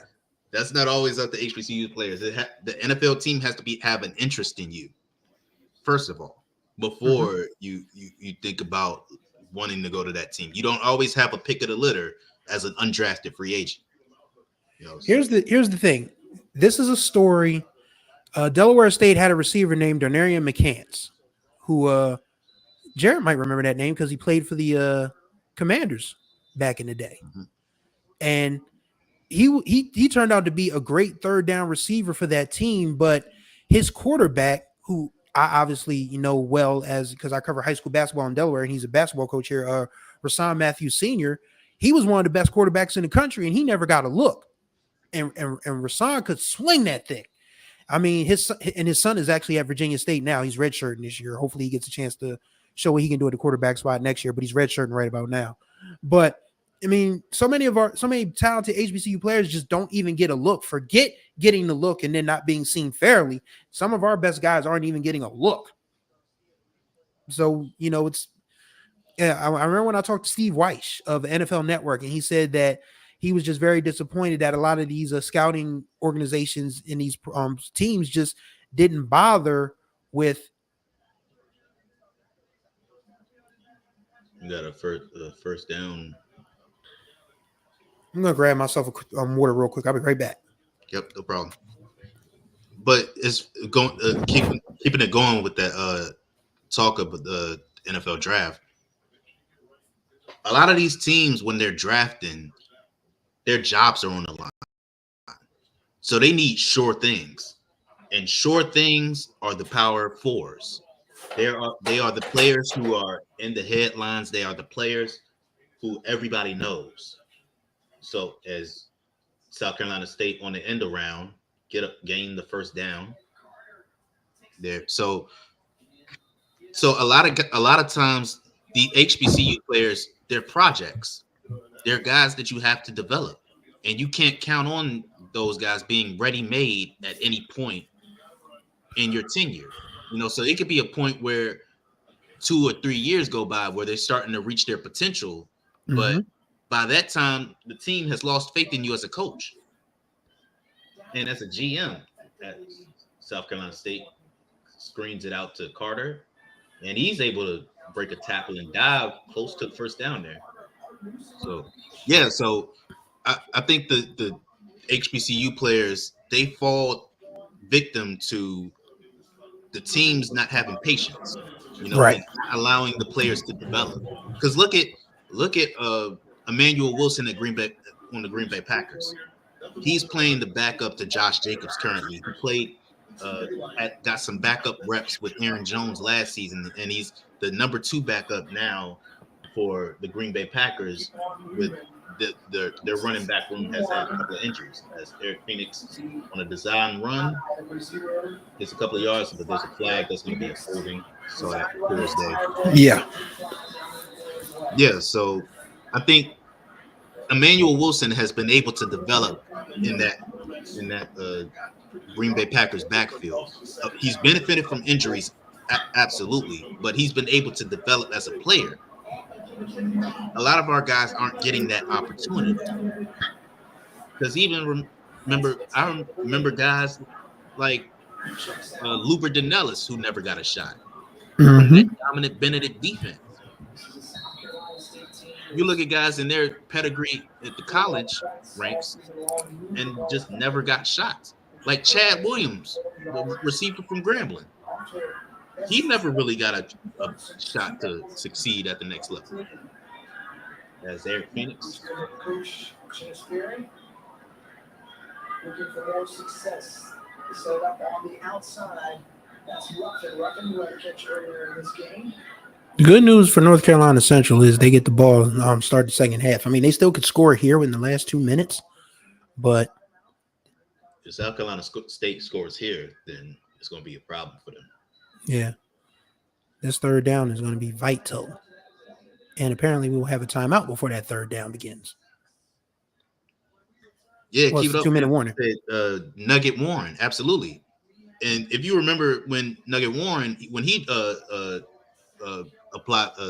entered the draft, we heard all these reports about scouts saying that they were going to recruit him and that they were interested in, picking him up and all that stuff. I think he probably got a undrafted free agent offer or a mini camp offer, and that was it. So we see it all the time. Oh, this team is interested in this player, but at the end of the day, they're always going to go with the sure thing. Mm-hmm. They're always going to go with the guys who won Conference Player of the Year at the P4 conferences. Then they're going to go look to the G5 Conference Player of the Years. They're going to go to the guys that were impact players in these bowl games because those are the guys who are sure things. They have seen their work against teams that they deem to be credible. Unfortunately, they don't deem teams in the SWAC to be credible. In some cases, they're right, but in some cases, they're unfair. But we know the system is not fair. So you can name countless examples of guys who at HBCUs were thinking like, how did they not at least even get a shot at being on a mini camp, getting an undrafted free agent offer, or being on a practice squad?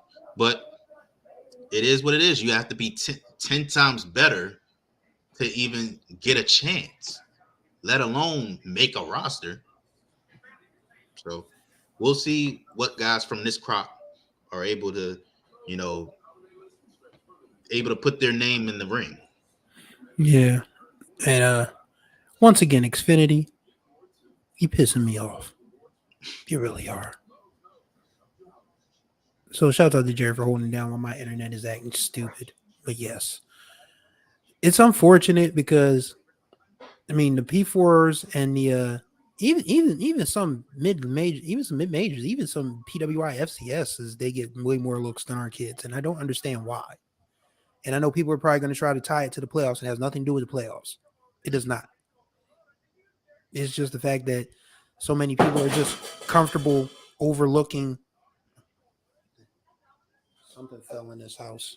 Something's always falling in my house.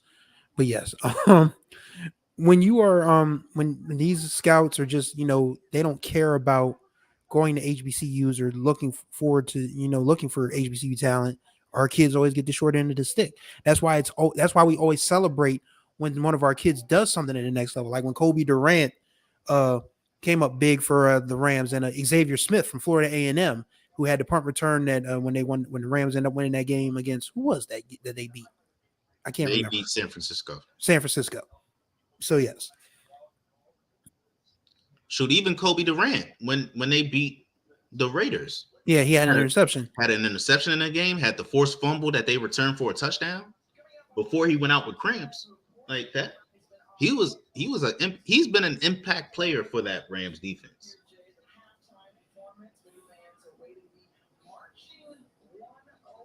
As we're at the 2-minute timeout right now, they're coming back from the 2-minute timeout. It's pivotal third down here. If North Carolina Central can hold South Carolina State to a field goal, that's a bonus for them. And then they can try to get something going into the locker room. And of course, Central gets the ball to start the second half. But if State gets a touchdown here, buddy. Whew. It is 3rd and 6 from the 26. Eric Phoenix tucks it and runs. He's not able to break the tackle, and he's going to be short of a first down. So South Carolina State looks like they're in field goal range, so they can go for a field goal if they so choose to. But we'll see if they get aggressive and maybe go for it on 4th down. Apparently they are. Yeah, they're keeping the offense out on the field. We'll see if they're just going to try to draw them off sides or they're actually going to run a play here. One of the best 4th down offenses in all the FCS. So they're going to run a play, and they get it. The short dump off pass, and they got the first down. Yeah. Man, I'm going to tell you. So now this is South Carolina State's possession until the final unless they turn it over. It's still Barry is a riverboat gambler. Shout out Tiger Nation undefeated. Janice is one of the most interesting coaches I've ever had a chance to talk to in my experience as a sports writer. I handle the MEAC coaches call for us every Monday, and he's always got some wisdom, and he's always got his great voice, his gruff voice that I love to impersonate, even though I'm very bad at it, but still fun to do, but he's always got something great to say. Caden High on the handoff. Takes it about 6 yards there, 6 or 7 yards. That probably could have been limited to 4, but the problem is Jones tried to strip him, but so he spun off of him. So many of these guys, they try to do the peanut punch or try to strip dudes instead of just getting the short thing and just tackling people where they are. Just got to start tagging people where they are. Bottom line.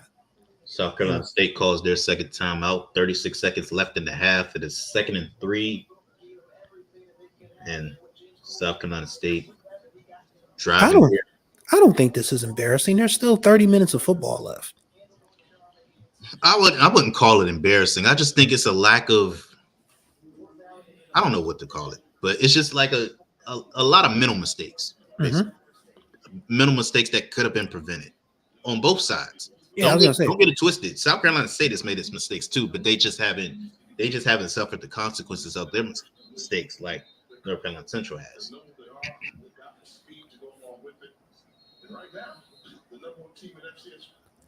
Spike the Bulldog.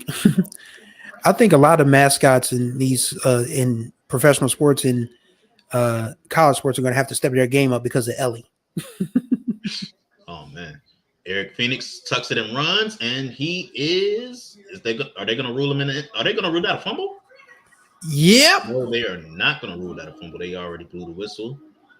We'll see if they rule it a touchdown or did they ruled it a touchdown. Yeah. Wow. So that's going to be under review. Well, all scoring plays are under review, but they definitely going to have to review that.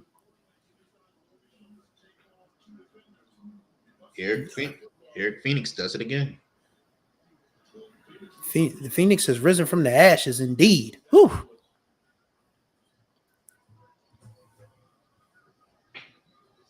All right, so we're going to have to take a look at that. It looked like he got hit before the end zone. So he gets hit before the end zone, and it looks like he did. It looks like he's over the plane to me. Are they saying this is a fumble? And the ground can't cause a fumble. Oh, wait. Jay Walker said the ball was out. So he said the ball was out. Let's see. No, I think his arm hit down first before the ball came out. Oh, no, that ball is out. Hold on, slow. That's not a good angle. I need a better angle. Yeah. Yeah, I think, yeah. You can kind of see it a little bit. Let's see if this angle is any better.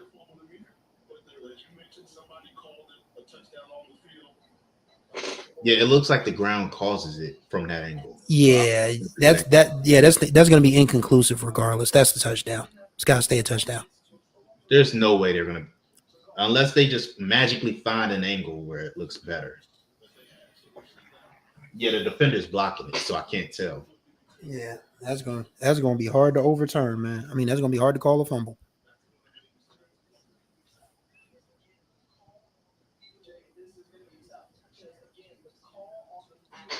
Let's see right here. Yeah. Oh no, it looked like it's jarred loose. Yeah, that ball came. That ball was jiggling. That looked like it was jarred loose. Looks like North Carolina Central might actually get another break here. Yeah, that's gonna stand. That's gonna stand. There's no way they're gonna reverse that. You can't, because you can't say for sure.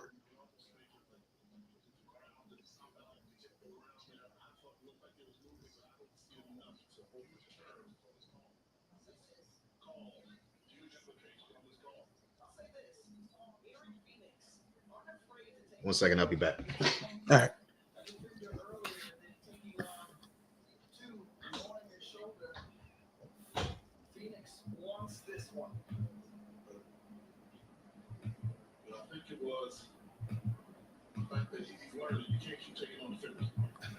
That time there, if this touchdown stands, they got a little lucky. But big play. I mean, if this holds, South Carolina State will have made 3 trips to the red zone, scored 2 touchdowns, and a field goal. This review critical as they're still discussing this. Play official for tonight, Jesse Garcia, as we mentioned, and J2. How important this game is. Yep, they couldn't overturn it. There wasn't enough evidence. So that's a touchdown. So Yep. it About was what I thought was gonna happen. yeah, inconclusive. So, but now, as Jay Walker said, Eric Fiend's got to realize he can't just keep, tempting danger like that. So now it's 16-0 with 33 seconds left. Central does get the ball to start the second half. So they've got to figure out how to, put together a scoring drive, or else this one might be over. It is now 17-0 with 33 seconds left in the first half. North Carolina Central. Let me address this by Sonic Boom real quick. Chennis Berry is not your normal, ordinary coach. I mean, this ain't a dude who just got off the hay wagon, so to speak. I mean, he was very successful at Benedict. He was a successful coordinator a few different places. So, I mean, it's not like, he said it himself on Monday. He's not new to the MEAC. So he knows his stuff. But and again, I'm going to keep saying it. Just because these guys are coming from the SIAC, it don't mean that these guys ain't legit. Right. Stop thinking that just because they didn't have a good playoff track record, that these guys ain't legit. Y'all got to stop thinking that like the just because they're coming from Division II, they are lesser than. Yeah. There's guys that can come from Division II and dominate. I'm just saying. And right now they're dominating. It's 17-0 with 33 seconds left in the first half. I think this would be catastrophic for North Carolina Central to have the MEAC within their reach 2 years in a row and then get elbow dropped like that. It's not going to be as bad as what happened to them at Howard last year, but they have got to find something in the next 30 minutes and 33 seconds. We talk a lot about Connell Maynard saying that he gets paid to win SWAC games. What are we going to be saying about Trey Oliver with him saying that he ain't like the fact that they were co-champions with Howard in 22. In the past 2 years, he's had a chance to be the sole champions, and he lost 50-20 last year to Howard, and now he's losing 17-0 to to South Carolina State, and it hasn't been close whatsoever. They're going to try and get something going here where Harris is in the shotgun. Harris gets it down to Joaquin Davis, it looks like.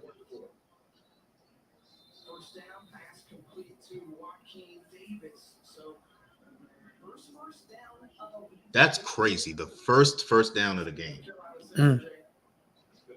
As 16 great as this offense has been. 16-1. Jeez Louise.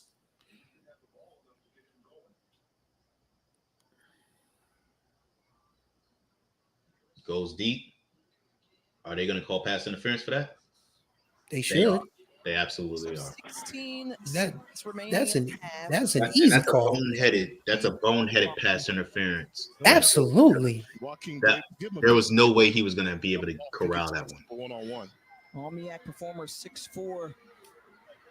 Good target for Harris. And tripped up from behind. Great pursuit there. What a miss. Ken, you gotta turn that off, man. I gotta turn what off? We can hear your TV in the background. I think that's yours. You still hear it? It ain't mine. No, we don't hear it no more. Yeah. Okay. Booming. But yeah. All right. So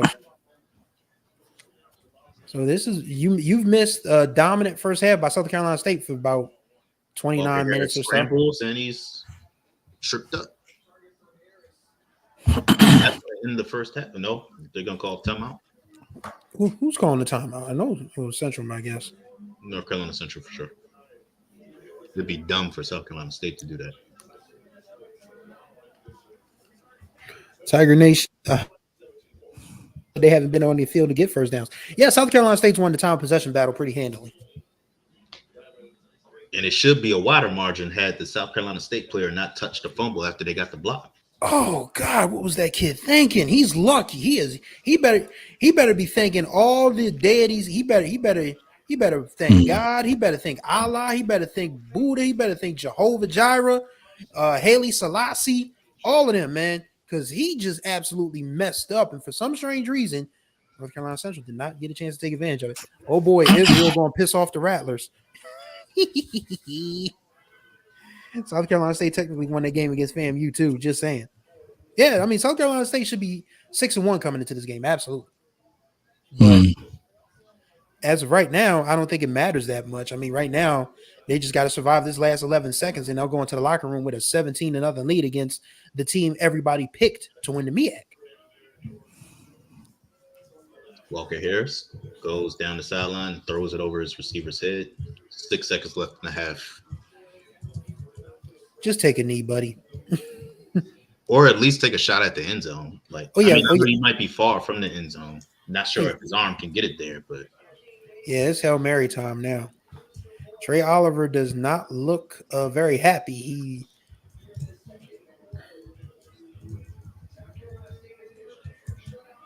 Yeah, they're gonna go for one more.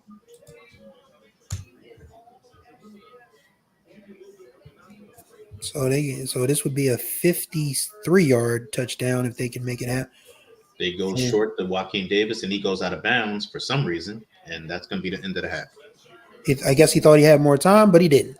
So, halftime from Orangeburg, South Carolina State 17, North Carolina Central 0. So, folks in the chat, give us your first half impressions. We will put it up on the screen. As it is right now, myself and Jared Hoffman have held down the fort. So, Jared, what's your extreme takeaway from this first half? North Carolina Central has to tighten up. They have to tighten up. They just look like they're going through the motions. They look like a team that feels like their presence is good enough to get a win. That's what they're playing like. They're playing like they feel like their presence is enough to get a win. But South Carolina State, minus a couple of boneheaded mistakes, they have come to play. Eric Phoenix is showing why he should be a contender for the MEAC Offensive Player of the Year award. Jamari Taylor has been non-existent. They've absolutely shut him down, made him a non-factor. And the only receiver that is kind of making an impact is Joaquin Davis. So I think they just have to find something. They have to find something, some area in which they can make an impact, because they have not made an impact in any area on the field at all in this game. So looking at halftime stats, Phoenix 17-23, 208 yards. Is that correct? Yes. Yeah. He's been slinging it. Wow. South Walker Carolina Harris State 5 of 9, 44 yards. South Carolina State is the only team on that field that is taking any chances. They've taken deep shots down the field. They've gone deep into their playbook, getting Caden High a touch on a wide receiver run. Like they've actually mixed things up. North Carolina Central is just going through their basic plays. They have to switch something up in the second half if they want any chance of coming back in this one. To this program, he reminded his group, hey, let's just go 1-0 this weekend. Well, they're halfway there against North Carolina Central. Whose TV is that? Is it mine? Well, we can put it on mute now because it's halftime and they're not going to show the band. They never show the band on Thursdays. They don't. Oh, is that what it is? They don't show the band on? You sure? I don't They're think. about to do a recap of. They probably going to show the highlights of the Tulane game, which is on ESPN's main channel. And nobody gives a damn about Tulane. The only thing about Tulane that I care about is Terrell Allen, the reigning. Oh yeah, that's right. And an award winner. So he hasn't had much of an impact on this team. I'm looking up the stats to see what he's doing in this game right now. And Ford, to answer your question, time of possession Tiger Nation undefeated. So what's the time of possession? 22:53. 22:53. It's lopsided. South Carolina State, 7 minutes and 7 seconds for North Carolina Central. Sheesh. That's so it's been that dominating. Oh yeah, and it should be worse. It should be worse. Yeah, while you were out, South Carolina State blocked a punt, and one of their special teamers had a Leon Lett moment. He touched the ball after it went beyond the line of scrimmage. So North Carolina Central got the ball back, but wasn't able to do anything with it. They haven't been able to do anything in the first half, quite honestly. Wow. And this is easy money. Oh yeah, for sure. If they win this game, he's coach of the year by a wide margin. But Jennings himself just said to Tiff and Jay that they still got 30 more minutes. Absolutely, they cannot get cute down the stretch. They got to finish this off.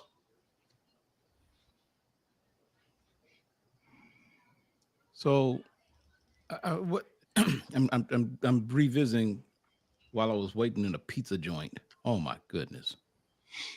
You guys got on the subject of pizza, and what was this I heard about Chicago style? Who was that? I couldn't. Someone said something about Chicago style pizza.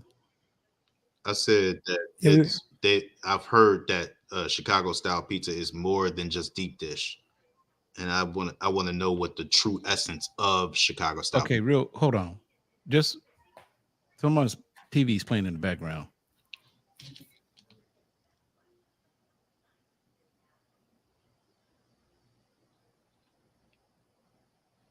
You still here? Give me mine. Mine's on mute. Yeah, I turned my volume down, so I'm not sure it's me or not. But okay, I think we're good. All right.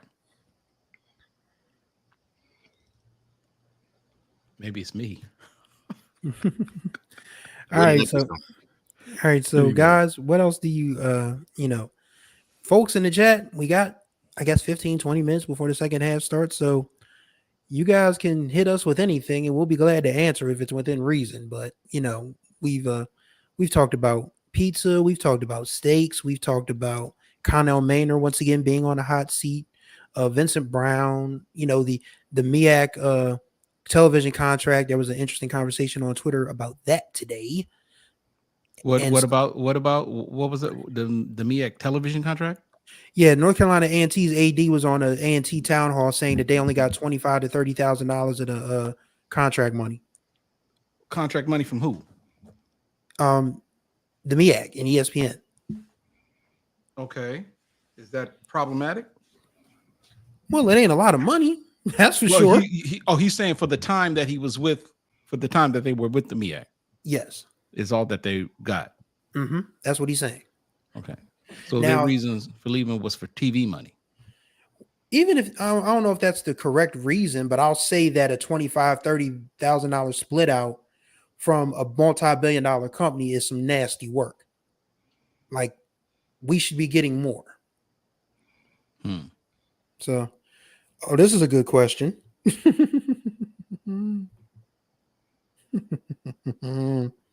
No.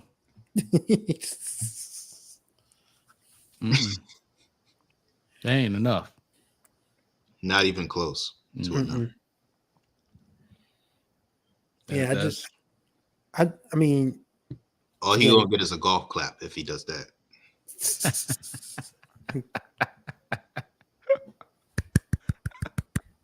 That's all he gonna get. Yeah, I can't imagine, him surviving this season. I mean, stranger things have happened, but I think it was Sonic Boom who said that he bought time with the pandemic championship. Yeah. When he got that COVID title, he got a contract extension. I want to say it was 4 years. This is the contract year. If I'm not mistaken. Shoot, he should have gave that money to Kill Glass. Ooh.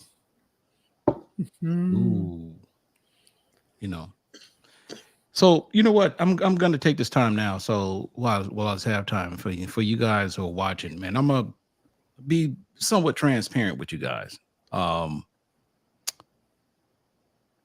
We need you to support the channel. We do. there are a lot of things that we are trying to do, and that we're being pretty aggressive in doing so. And we don't necessarily want this operation or the channel in and of itself to be supported completely by donations, but the bottom line is that it would help. So if you would, take the time to donate, and you guys see the options down scrolling below. But bottom line is that if you could support the channel, it would really help. And I'll just leave it at that. Okay. Now, with respect to this Saturday, what is the other game? Because this is, I guess, the so-called MEAC game of the year so far, and it isn't turning out to be much of a game. But what is the other game that we're going to be looking at or looking forward to on Saturday? I know Jared. So, are you just talking about in the MEAC or just in general? Just of your top five? What are the other games that? So on my top five, I had. Well, let me just look it up instead of trying to do it off the top of my head. That I know one of them was Johnson C. Smith and Fayetteville State. We have Tuskegee and Clark Atlanta. Tuskegee's trying to keep themselves in the race for the SIAC championship. Clark Atlanta's trying to sneak their way into it, but they have long shot odds. Alcorn State and Alabama State, both teams trying to keep their heads above water in their respective divisions. And Tennessee State and UT Martin. Tennessee State and UT Martin are both tied for second in the OVC Big South. They're trying to keep pace with Southeast Missouri, who is still undefeated in conference. So the loser of that game could potentially be knocked out of the conference championship race, especially Tennessee State, who has Southeast Missouri for their senior day in their final game of the season.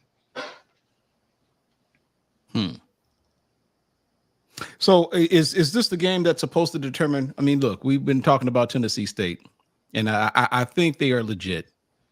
But is this like the game that's going to like really answer that question? Like if they're like really legit? I mean, we agree that they're good, but would this be the game that would? And I almost hate to say this, but would this game mean that they are like mainstream FCS good? I would say so. Because you got some that say, you FCS good and you got HBCU good. Yeah. I honestly think if they beat Southeast Missouri, then they're for sure good.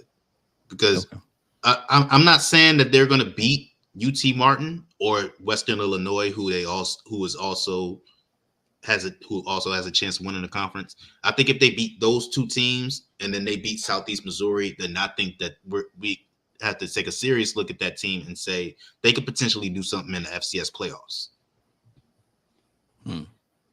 Yeah, I do think they have to show up against UT Martin. Make no mistake about it. They absolutely have to show up against UT Martin. If they have and this is a UT. I mean, both of these teams are coming off of, destructions of Eastern Illinois. I mean, sorry, Tony Romo. It's just, and Jimmy Garoppolo. It just ain't. Your alma mater ain't hitting on nothing these days. So yeah, I mean, hopefully Tennessee State use their bye to look at that UT Martin Eastern Illinois game and say, okay, this is what we need to do to beat this team. And I'm sure Eddie George is going to have his guys prepared. But yeah, the rest of their schedule is UT Martin, Western Illinois, Gardner-Webb, who they should beat, and then Southeastern Missouri. So if they go 3-1 in that stretch, they're an FCS playoff team. Anything less? Hold on, Sonny. Oh, I'm sorry, I didn't mean to cut you off, but Sonny Boone just put this in the chat. Ever since this to me was more damaging because they got their block knocked off the next year after he said this. I'm surprised we don't talk about this more. This was funny in real time. I witnessed this in real time. That one was funny. But yeah, I think if they beat Southeast Missouri, then they're for sure legit. If they beat Western Illinois and they beat UT Martin, then I think they'll keep themselves in the race.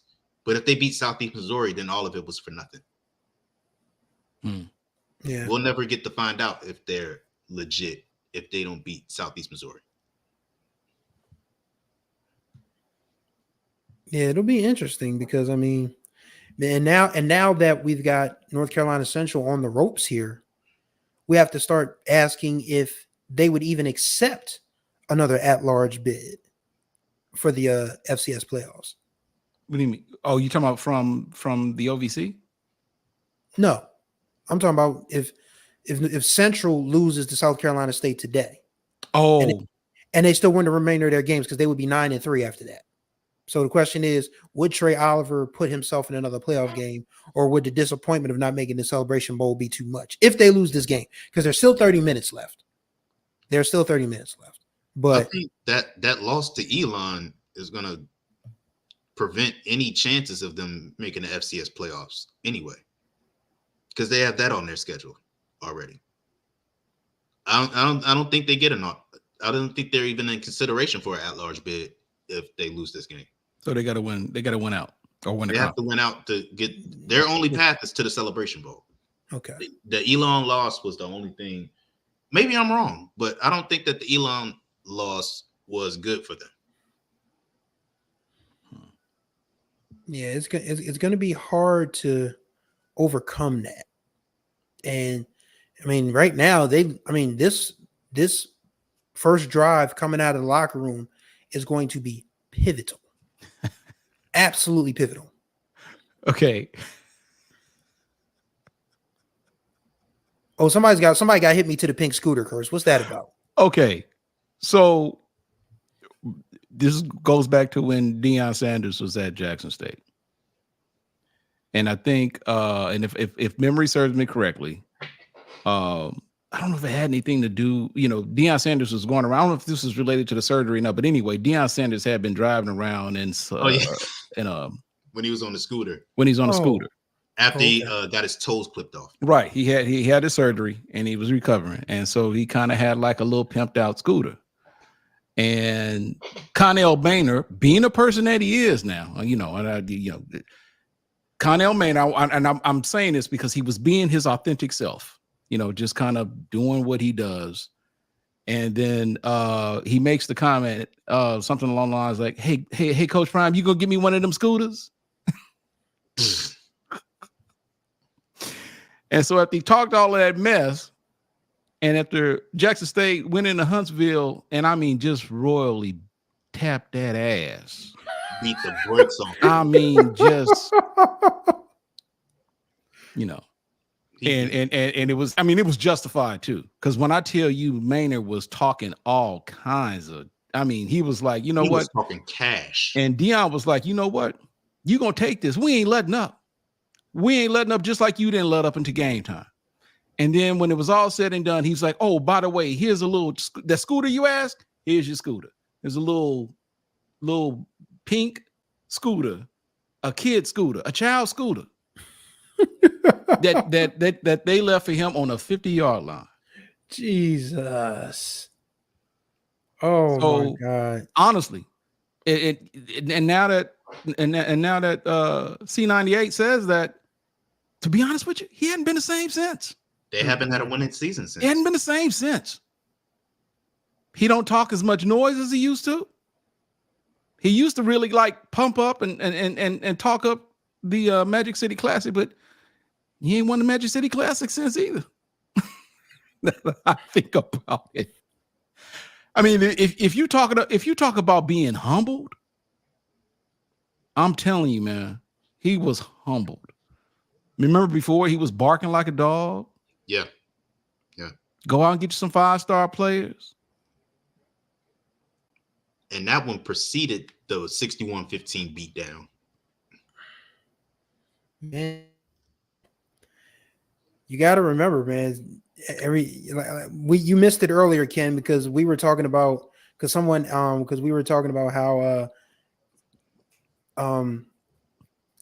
Big Money Mick got fined, and somebody said they were violating his First Amendment rights, and I said freedom of speech does not absolve you from consequences.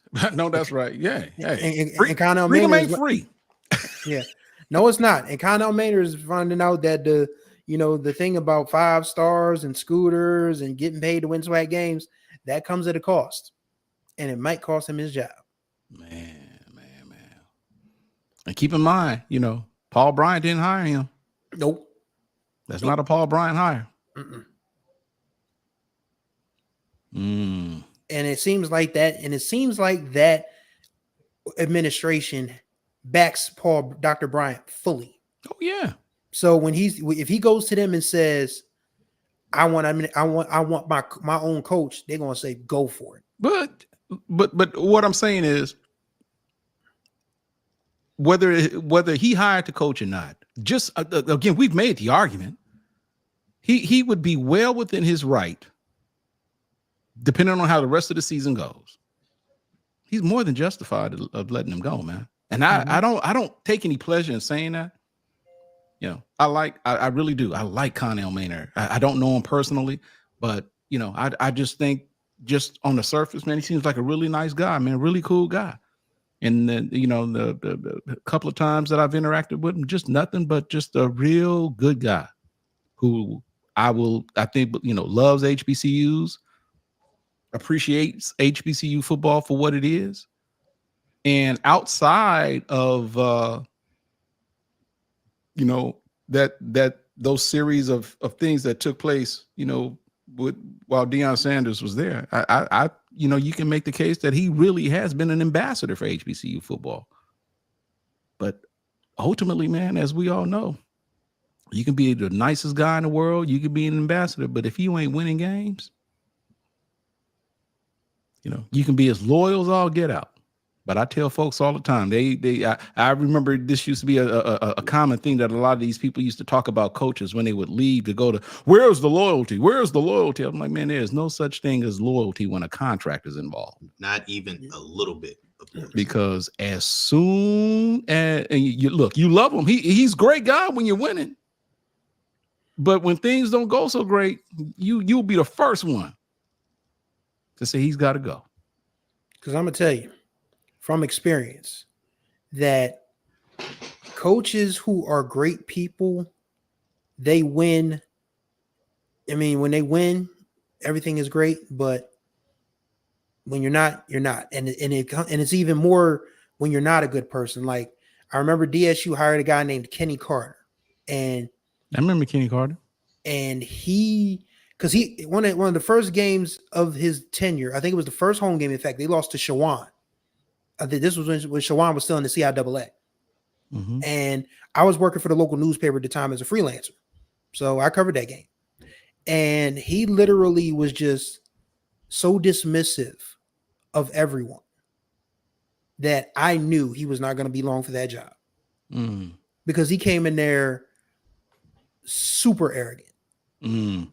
And losing your first home game to a Division II. And then still being, Go ahead. Sorry. And still being, flippant. Yeah, wasn't going to do him any favors. So when Skip Perkins was AD at the time, right, that contract was torn up. Man, he was gone, and that's when he brought in Milstead. And Coach Milstead did a much better job. I mean, but then he didn't get a chance to turn around under Alicia Shields Gaston, who wanted to hire her own coach. So whenever, here's Trey.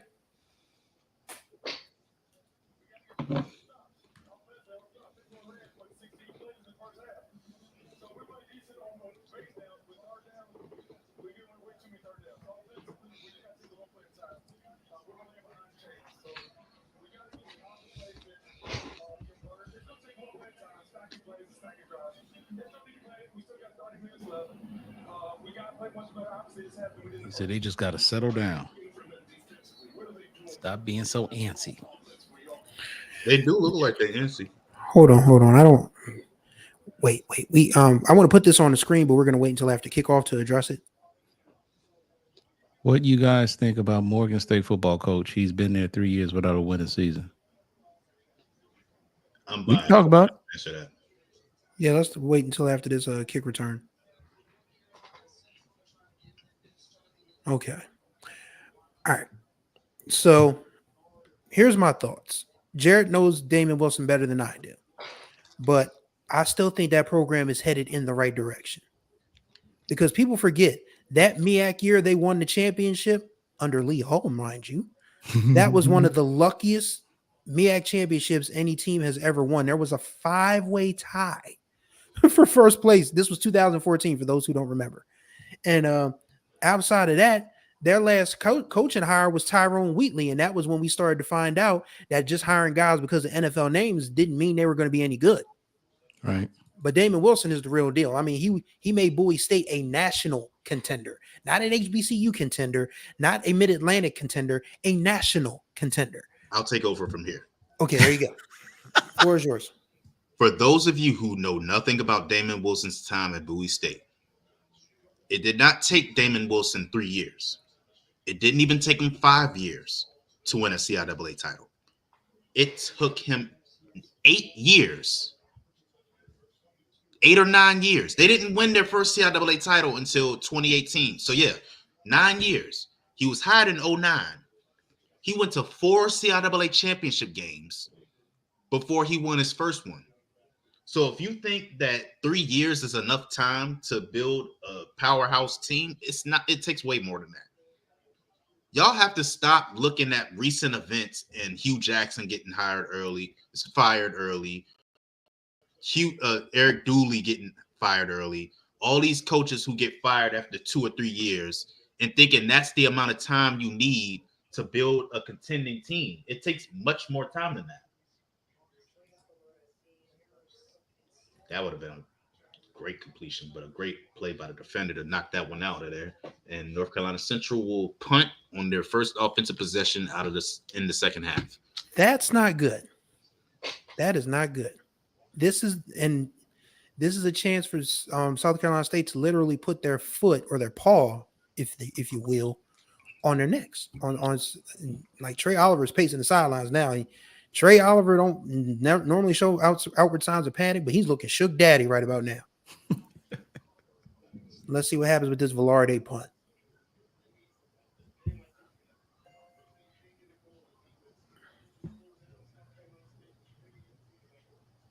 Sonic Boom said anybody who hires Dooley should give him 6 weeks. Oh, muff punt. And he recovers it. Almost another special teams blunder. All right, so now, well, you know what? Here is a just a little something to consider. Since you guys brought up Dooley, keep in mind the offensive coordinator for South Carolina State is Jonathan Williams, who was, if I'm not mistaken, the quarterback coach under Dooley when he was at Southern. So, who also played at Grambling, played quarterback at Grambling. So, I'm guessing a lot of what you're seeing right now could very well come from what he witnessed working under Dooley. Hold on. Yeah. Keep It Up Fam said something that I need to address. He said Coach Eddie George did in 4 years with no prior coaching experience and no real support from his university. Did what exactly? Yeah, what are you talking about? First of all, did what? He hasn't done anything yet. Guys, this is the same guy who keeps saying that Ed Reed needs to be hired somewhere. Oh, never mind. Who said that? This is the same dude that comes in our comments talking about how Ed Reed needs to be hired somewhere. Keep it up, fam says that? Yes. Okay, you already go. Okay, Ed Reed. Now you already know what my position is on Ed Reed. Oh, let me find that. Let me see. I told you guys the only time Ed Reed's name comes up as a coach is when it relates to an HBCU. And I'm gonna tell you guys now, if Ed Reed was really serious about coaching, he'd coach. Yes. Doesn't matter. It doesn't have to be an HBCU. Yep. He was a what was that de facto title they gave him at Miami? He was something at Miami. Production assistant. That man got the coffee and the donuts. I'm just saying, man, but you know, as Another beloved as breakdown he is, about North Carolina Central's defense. and he's all about that U, and given who he is and what he's done as a professional, you never hear Ed Reed's name come up about coaching opportunities with any other school. And for whatever reason, I still don't get it, despite what little that Coke spill that we saw at Bethune-Cookman when he got petulant. That was all we needed to know. That was all we needed to see. Another end around for Caden High, and he gains the first down. Ed Reed is not the answer. No. Stay away from Ed Reed. I'll say this about Ed Reed. I was excited when Bethune-Cookman announced that they hired him, because I have been saying for years at that time, unironically, that I think a team should take a chance on Ray Lewis or Ed Reed, just because I wanted to see what they would be like as coaches. But that tirade on IG Live when he was riding in the golf cart, talk about I don't mess with social media, while he was on social media talking about how he doesn't mess with social. Ooh. Man, North Carolina Central is just completely out of it. Man, if South Carolina State scores here, we might actually have to start talking about this one being in the bag.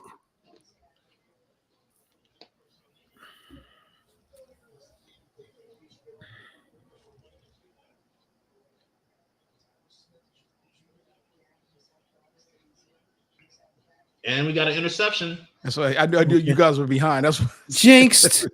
I jinxed it. And that's a big time. He's got some room down the sideline. And now, okay, so now North Carolina Central has to get on the board.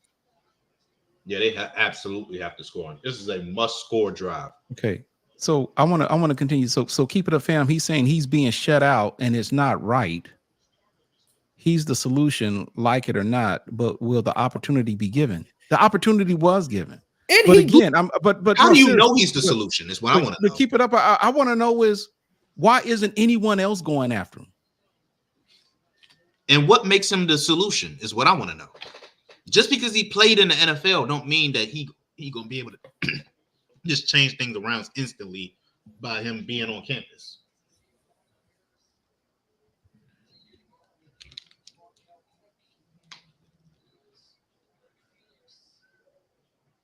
He says, I just don't. I'm just kind of like blown away. Ed Reed, man. I don't be honest with you, Jared. I didn't see the fascination with Ray Lewis. I'm just look, man. I'm not.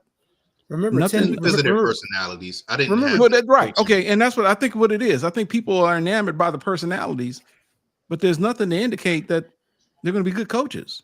Yeah, there was nothing.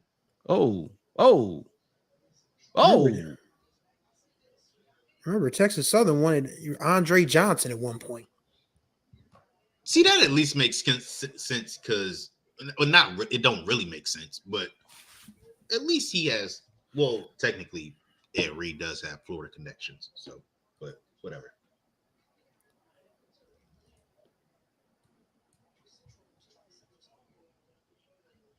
Third and 4. Give it to Jamari Taylor, and he goes up the gut, and he breaks a tackle, and he's in the end zone for the touchdown. Oh, they needed North Carolina that. Central is finally in this game. They needed that badly. They needed it badly. Now let's see what they do with it. I'm with you, Sonic Boom. I know that. Just shut up about Ed Reed, right? Please. Enough is enough. For the love of all that is holy.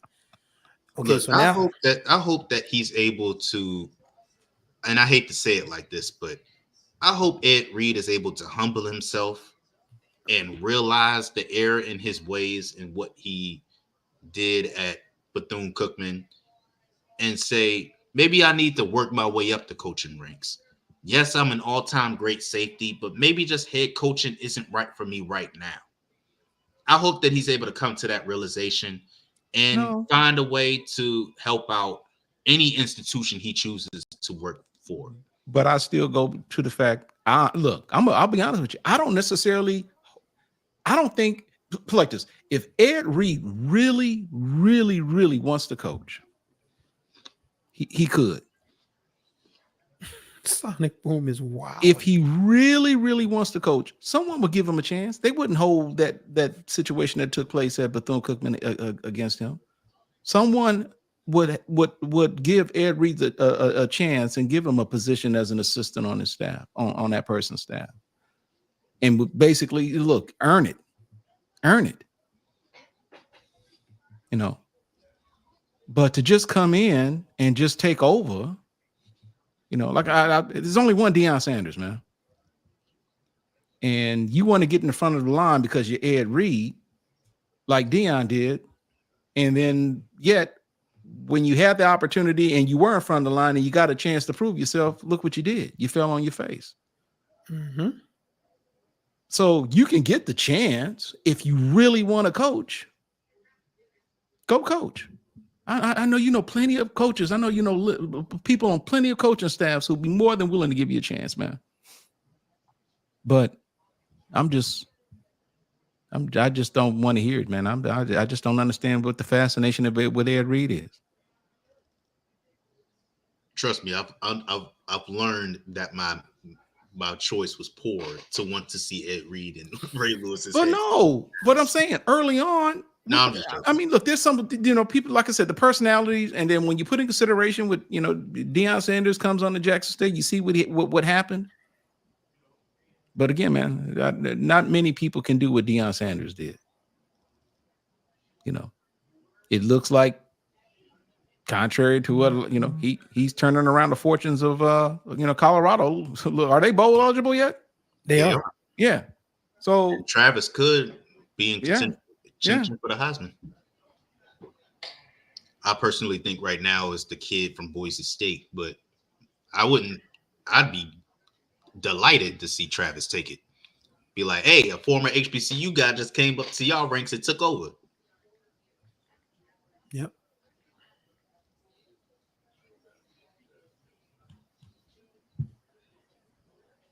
Yeah, that touchdown was needed Desperately. Now we'll see if there's a momentum shift. The problem is that outside of that interception, the defense hasn't done much to deter South Carolina State. That's the crazy part. Like, you were having success, on the ground for the most part, or even with the screens. You try to go out in the flat, and the linebacker was just waiting on it. Like, if he'd have dropped it, he'd have been kicking himself. But instead, he picks it off. And here's another view of Taylor's run. He is so good. Mm-hmm. And that's big for his confidence too, because he's been a no-show so far in this game. Oh yeah. He had like 7 yards rushing in the first half.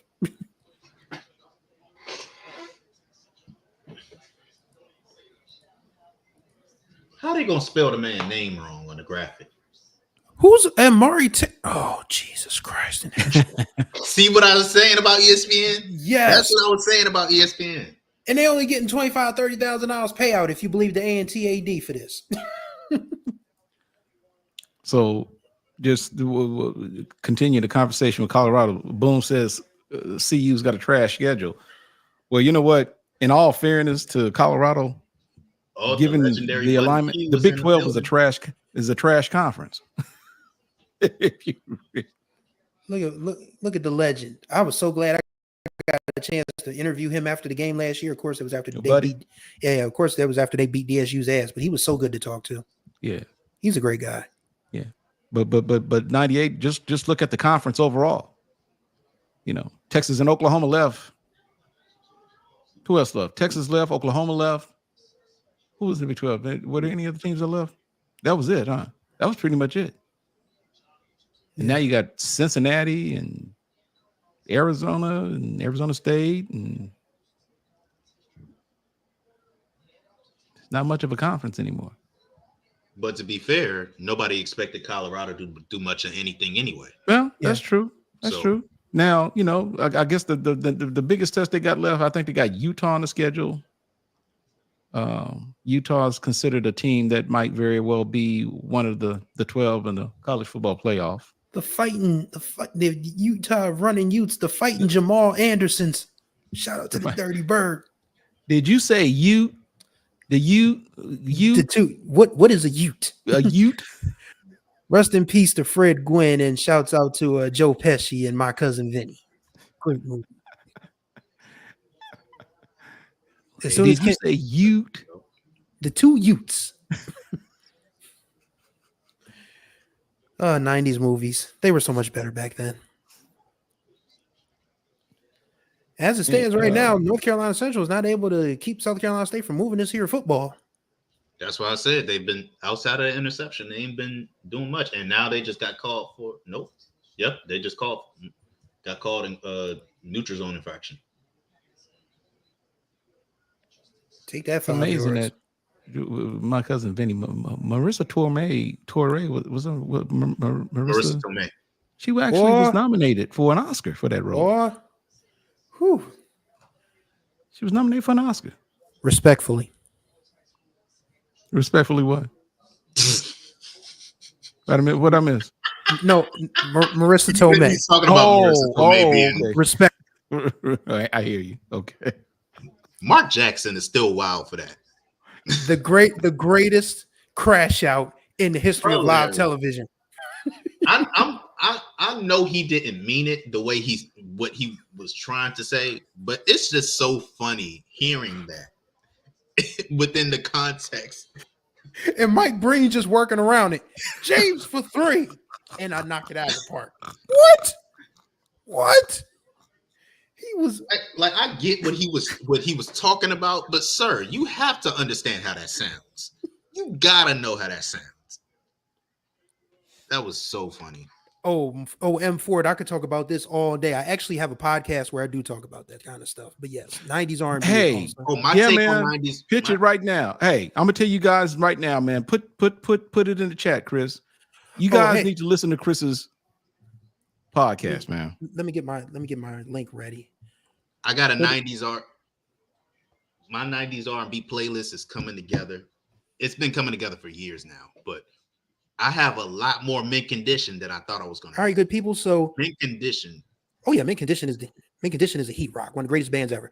Okay, guys. So Ken has given me the okay to promote my podcast. I talk about music, relationships, dating, romance, culture, all the good stuff. So I'm going to put that in the chat. I invite you guys to subscribe. I am 7 subscribers away from 100. Would love you guys to kick me a subscription, and don't be afraid to like and comment on these videos. So there's the link. Go ahead and hit that thing, and you will not be disappointed. Ken found my Shaq comparison after the Angel Reese podcast to be pretty damn funny.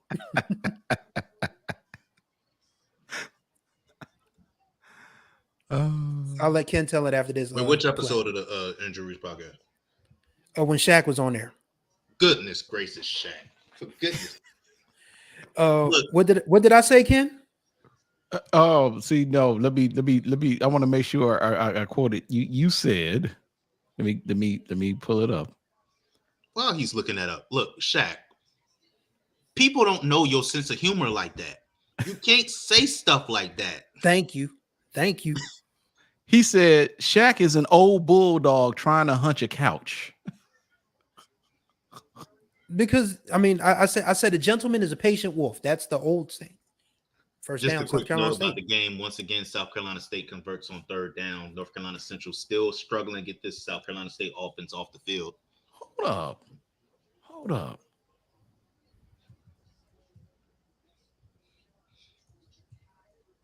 Mint condition to let. The star defender for the That's not North Carolina Central, Jacob Brevard. What's up? Okay, so Swag Fan 100. I knew she was nominated. She actually won an Oscar for that role. Marissa Tomei. Let's look it up. I just looked it up. I didn't know that. I knew she was nominated. I didn't know she actually won it. She won Best Supporting Actor in '93. It's still wild that she was on the first season of A Different World. She was on the first season. And she was. Was it her that was supposed to have the relationship with Dwayne Wayne? Or was it somebody else? Yes, it was. Yeah, Stokely going solo hurt. Yeah, is Mint Condition still? Is that still a thing? Are they still a group?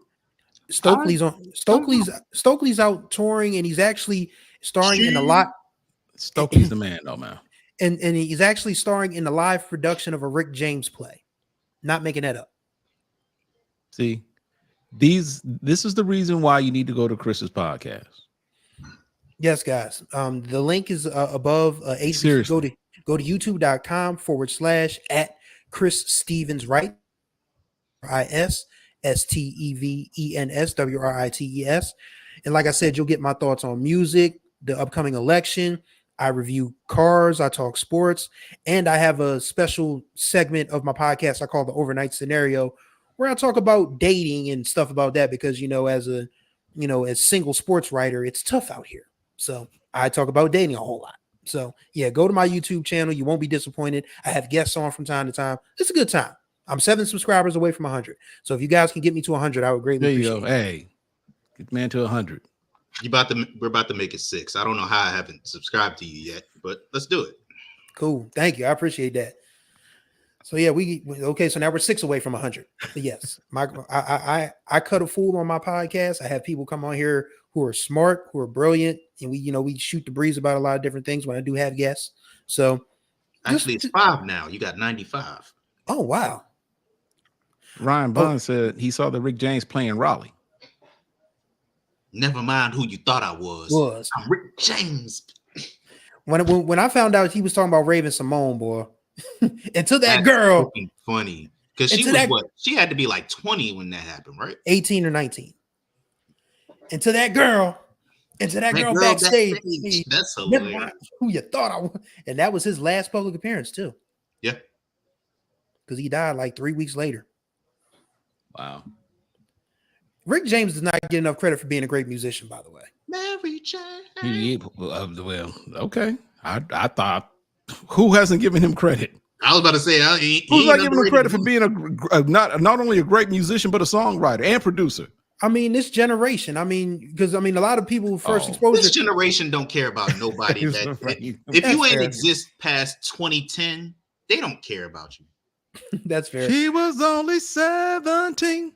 Boy, he was wild for that one. But yeah, a lot of people's first exposure to Rick was Chappelle's Show. But I mean, this dude was dynamite. And I think the album that nobody talks about enough is Garden of Love. And that was a throwaway album because this was at the end of his first option with Motown. And Motown was like, you got to give us an album for the second half of 1980. He is like, whatever, I'll just do a bunch of love songs. And that album flopped for 1980. But if you go listen to it now, there's a lot of good stuff on there. Well, let me tell you why that's important after this South Carolina State possession. Phoenix back to pass. Checks it down to, can't see what that is. Gets Carter, and he gets a couple of yards. It'll be 3rd down. All right. So real quick, Rick James admired Eddie Levert. Of course, Eddie Levert is lead singer to OJ's and the father of the late Gerald and Sean. So apparently, Rick listened to Eddie Levert's vocals on the OJ's "Just Let Me Make Love to You," and that's how he developed his ballad voice. And Gerald himself said before he passed away, he said that Eddie loved Rick, but he said, "I'm tired of Rick stealing my stuff." So, and whenever they would meet, Rick would sing Eddie's part on "Just Let Me Make Love to You." So, yeah, Rick James was doing an Eddie Levert impersonation on Garden of Love album. So it's a really good album. I highly recommend that you check it out. Look, man, I'm telling you, see how Chris just spit that off the top of his head, man. You guys got to go to his podcast, support his podcast. Thanks, y'all. So, I would just say this though, Chris, make sure that mic is on, damn it. Yes. I don't know why. This is a funny story too. See? This was a bet. Eddie Murphy and Richard Pryor had $1 million bet because Eddie put an album out before Party All the Time. And let's see if South Carolina State gets on the board here. Are they going to go for a play? They look like they are not. They're not. Okay. All right. So Eddie's first album, well, it flopped because he was 20 years old and really couldn't sing. But Richard Pryor said, "You don't need to make no more records." And Eddie Murphy said, "I bet I can get a hit single." And Richard Pryor said, "Put $1 million up." And Eddie said, "Okay." And so who did Eddie call? Rick James. Wow. And that's how Party All the Time came about. Wow. And sure enough, by the end of 1985, it was top 5 pop. So Eddie was like, "You got to give me my $1 million, Rich." Wow. So, that's the funniest. I mean, yeah, Richard should have put conditions on that bet. Like you can't get no hit artist to be on the song with you. You can't get Rick James. You can't get Jimmy Jam and Terry Lewis, who were just starting to heat up at the time with the SOS band. This was before they did Rhythm Nation with Janet. If you never listened to the SOS band stuff that Jimmy Jam and Terry Lewis did, you're missing out. So, all right. So it's 4th and 2. It looks like Offense South is Carolina. on the field. Look like they're going to go for it here. Look like they're going to go for the kill shot. Lined up in a shotgun. Caden High is in motion. They're going to be a design QB run, and he is stopped in the backfield. That is huge. Central Hey will guys, take over. you guys watching on Twitter? Can y'all head over to YouTube, man? Just get these likes up, man. Yeah. That's all I ask. Yeah, Hit the just like go- button. Subscribe to the channel. Go to the YouTube channel on HBCU Sports YouTube channel. You can stay on Twitter if you want, but just open up another window. Go over there, hit the like button, subscribe. Show us a little love. Won't cost you a penny. If you will. Shout out to the American Dream, Dusty Rhodes. 3-time world's heavyweight champion, baby. So personally, I'm not mad at the play call. I think that there was a better option to go for Caden High in that situation. Yeah. But you back them up at the 2, make them have to go 98 yards. And it's probably going to take them over into the 4th quarter anyway. So They haven't really taken many deep shots in this game anyway. So I'm not sure that is going to have too many consequences. Oh, SWAC fan, I researched this stuff, man. I'm a born researcher. Like my mom got so tired of asking me stuff, she'd tell me to go to the library to look up stuff. So that's what I would do. So, research is just a part of who I am. So that's why Kind of comes with the territory, right? Yeah, that's kind of how I became a sports writer in some respects. I'm that same way about sports. Anything sports related, I'm looking it up.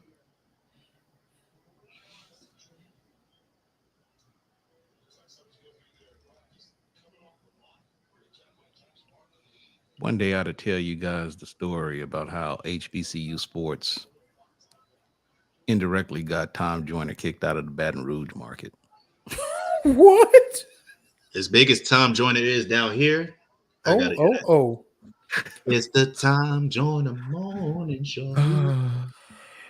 I miss Tom Joyner so much, man. And there's the offsides. That's going to indirectly was responsible for Tom Joyner getting kicked out of the Baton Rouge market.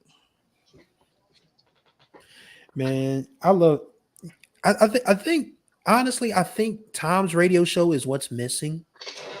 Because as much as I enjoy the Strawberry Letter, there's nothing else about the Steve Harvey Morning Show that's redeeming to me. It's just not.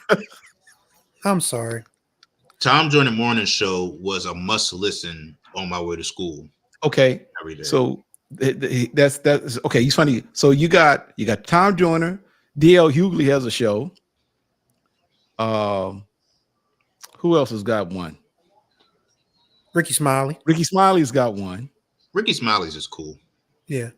I don't know if this is the same. Doesn't Amanda Seals have a show? Oh God, no. What? Oh. The hot take artist, Amanda Seals. I can't stand that woman. Oh my God, she's on in the Philly market. Okay, she's on the Dallas market too. Oh God. Bro, when she got in trouble for wearing the AKA oh my God on Insecure, oh, that was something. And she didn't get it. She just didn't get it. I mean, she just did not she was defiant.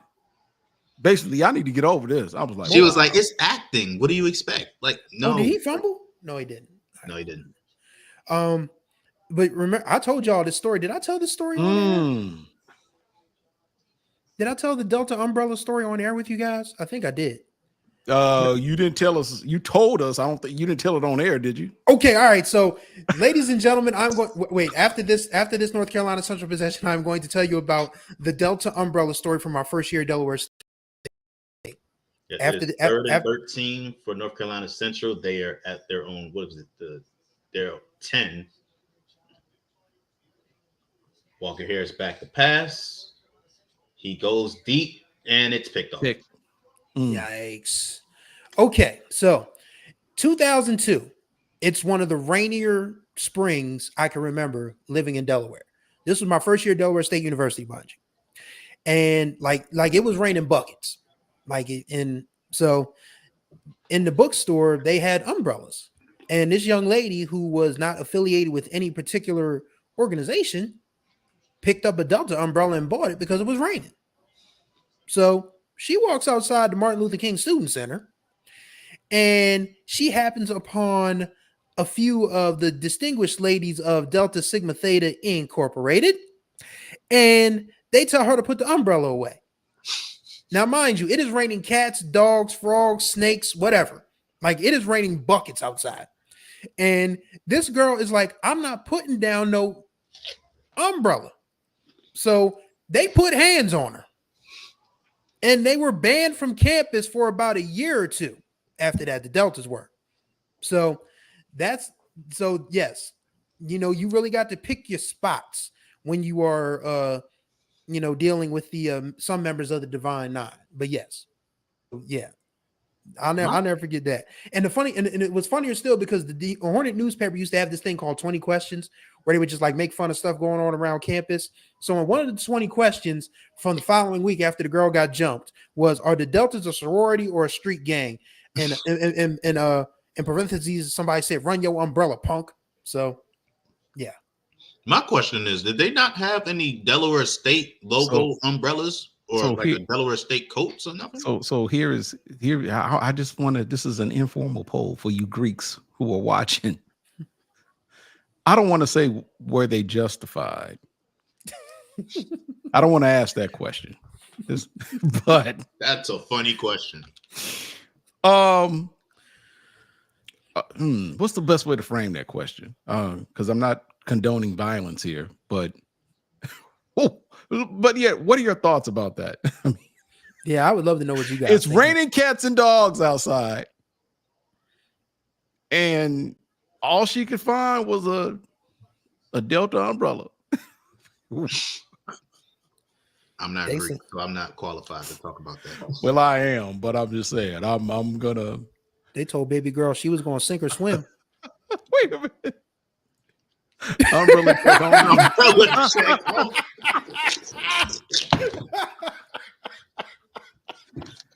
Yo, that's the comment of the night. Hey, C98 strikes again, brother. That's hilarious. That's hilarious. Help me, Jesus, Holy Ghost. Hey, Bob Poncho next time. That's what I'm saying. Was there not no jackets there? Was there not no Delaware State umbrellas? Hey, man, she's a college student. You ain't had no chivalrous young man. There wasn't no chivalrous young men there that couldn't hold the umbrella for her. Man, these was Philly and Jersey dudes. Ain't no chivalry with those cats. Yeah, that's funny. For sure. But yeah. Oh boy. And I got more Del State stories for y'all, man. Y'all should really just, tune in when we do these things there's still one story in the tuck that I haven't told these guys yet about my last days on campus that have nothing to do with me, but it was one of the greatest stories that ever happened. But I got to share it with y'all one of these days. Shoot, I got Bowie State story for days. Yeah. I got a story of this past homecoming that is hilarious. I don't want to agree with this. Whoa. I don't know I don't know if I agree with that. Because I think what we're dealing with because I talk about this stuff on my channel all the time. Once again, if you guys can be so kind, go to youtube.com/@ChrisStevensWrites. I don't think it's fair to put everything on women. I mean, the women of today are different, but all right, I gotta wait because Ken's a little ahead of me. Yep, touchdown. Yep. That might be it, ladies and gentlemen. That's it. That might be it, man. That might be a wrap from Orangeburg, ladies and gentlemen. But yes. That was a touchdown from 100 yards. I don't know if I agree with women killing chivalry, but I will say that it looks a little different to women now than it did, say, 20 years ago, because I was a young man in college in 2004. And I think the line of demarcation kind of started happening when Me Too movement popped off. And it was time for it, because You know, R. Kelly's in jail where he belongs. Diddy's going to be where he belongs. So, you know, there's so, I mean, but women have drawn the line in the sand. Like they don't accept crumbs anymore. They want the whole plate. And if you can't give them the whole plate, get out of their face. That's how they feel. Not going to say that's right, but you know, listen, I'm 43. I'm single. It's this jungle out here. I don't recommend being single at this point in your life if you can swing it. If you have somebody, please stick to them because it is a nightmare. I won't say it's a nightmare out here, but it's tough. It is tough. I think the problem is that people don't communicate their expectations or they have unrealistic expectations. Yeah. With respect to what? When it comes to dating. Like Shannon and Ocho, they talked about it on their show, Nightcap. They talk about this woman that said she wants a man who makes at least $100,000 a year, and she wants him to give her a $60,000 allowance. And I'm just like, that don't make no sense. I might be wrong about the numbers, but it was something along those lines. That don't make no sense. And then men, they feel like because they meet certain criteria that they think women want, that all women want that. And there's a lot of people, there's just a lot of people who have problems with men having confidence. Men have a problem with women having confidence. And it's just like, it don't make sense. Like how Simone Biles' husband, he was like, I feel like I'm the prize. And all of a sudden women are attacking him. That don't make no sense. Like you don't want us to have confidence, but you don't want us to have too much confidence. And then men can't handle a woman who is submissive, but you want a woman that's submissive, and you hate women that have confidence. But it's like you want a woman to just let you walk over her. It don't make no sense. No, like, I mean, the lines are blurred, basically. It is, and social media has not helped at all. Social media has not helped because so many people get on here with hot takes, and then it becomes gospel, and it's like everybody's just mad at each other, and these folks ain't probably never going to meet a day in their lives. So, you know, it's always something. But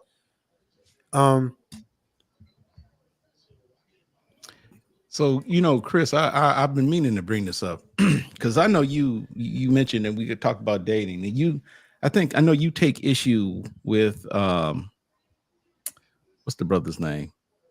Kevin Samuels. Kevin Samuels. He ain't even. I should know, but say what? What he was a Kappa. Yes.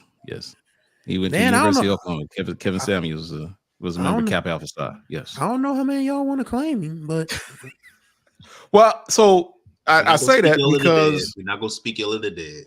No, I'm not speaking. But Chris, I was talking about Chris. Chris took issue with Kevin Samuels, and the reason why I say that is because there are some who argue that Kevin Samuels was simply echoing what some men wouldn't or couldn't or didn't feel comfortable saying. So I guess I just want understanding on what your issue was with Kevin Samuels. I think what the problem is, M Ford, I got dating app stories for days, man. Just I mean, I saw you subscribe to my YouTube channel and I appreciate you. I got dating app stories, bro. Just go through the videos. They there. But my thing with Kevin Samuels is he kind of sort of tapped into this psyche of men who didn't have the courage to be outwardly brash and abrasive to women, because a lot of things he would say to women was just downright nasty. Like, you know, you too fat to get married and all of that other stuff. And it's like, okay, nobody with any common sense is going to listen to this dude and say that, okay, this is how you should talk to women, because you can get mad at how women have drawn the lines in the sand and have new conditions all day long. You either adapt or die. That's a life skill. That has nothing to do with dating. But in a dating perspective, you have to learn to get in where get in where you fit in. But not everybody. Goodness. Hold on, I'm sorry, but the 20v1 videos. Who created those? The pop the balloon videos. Who made those?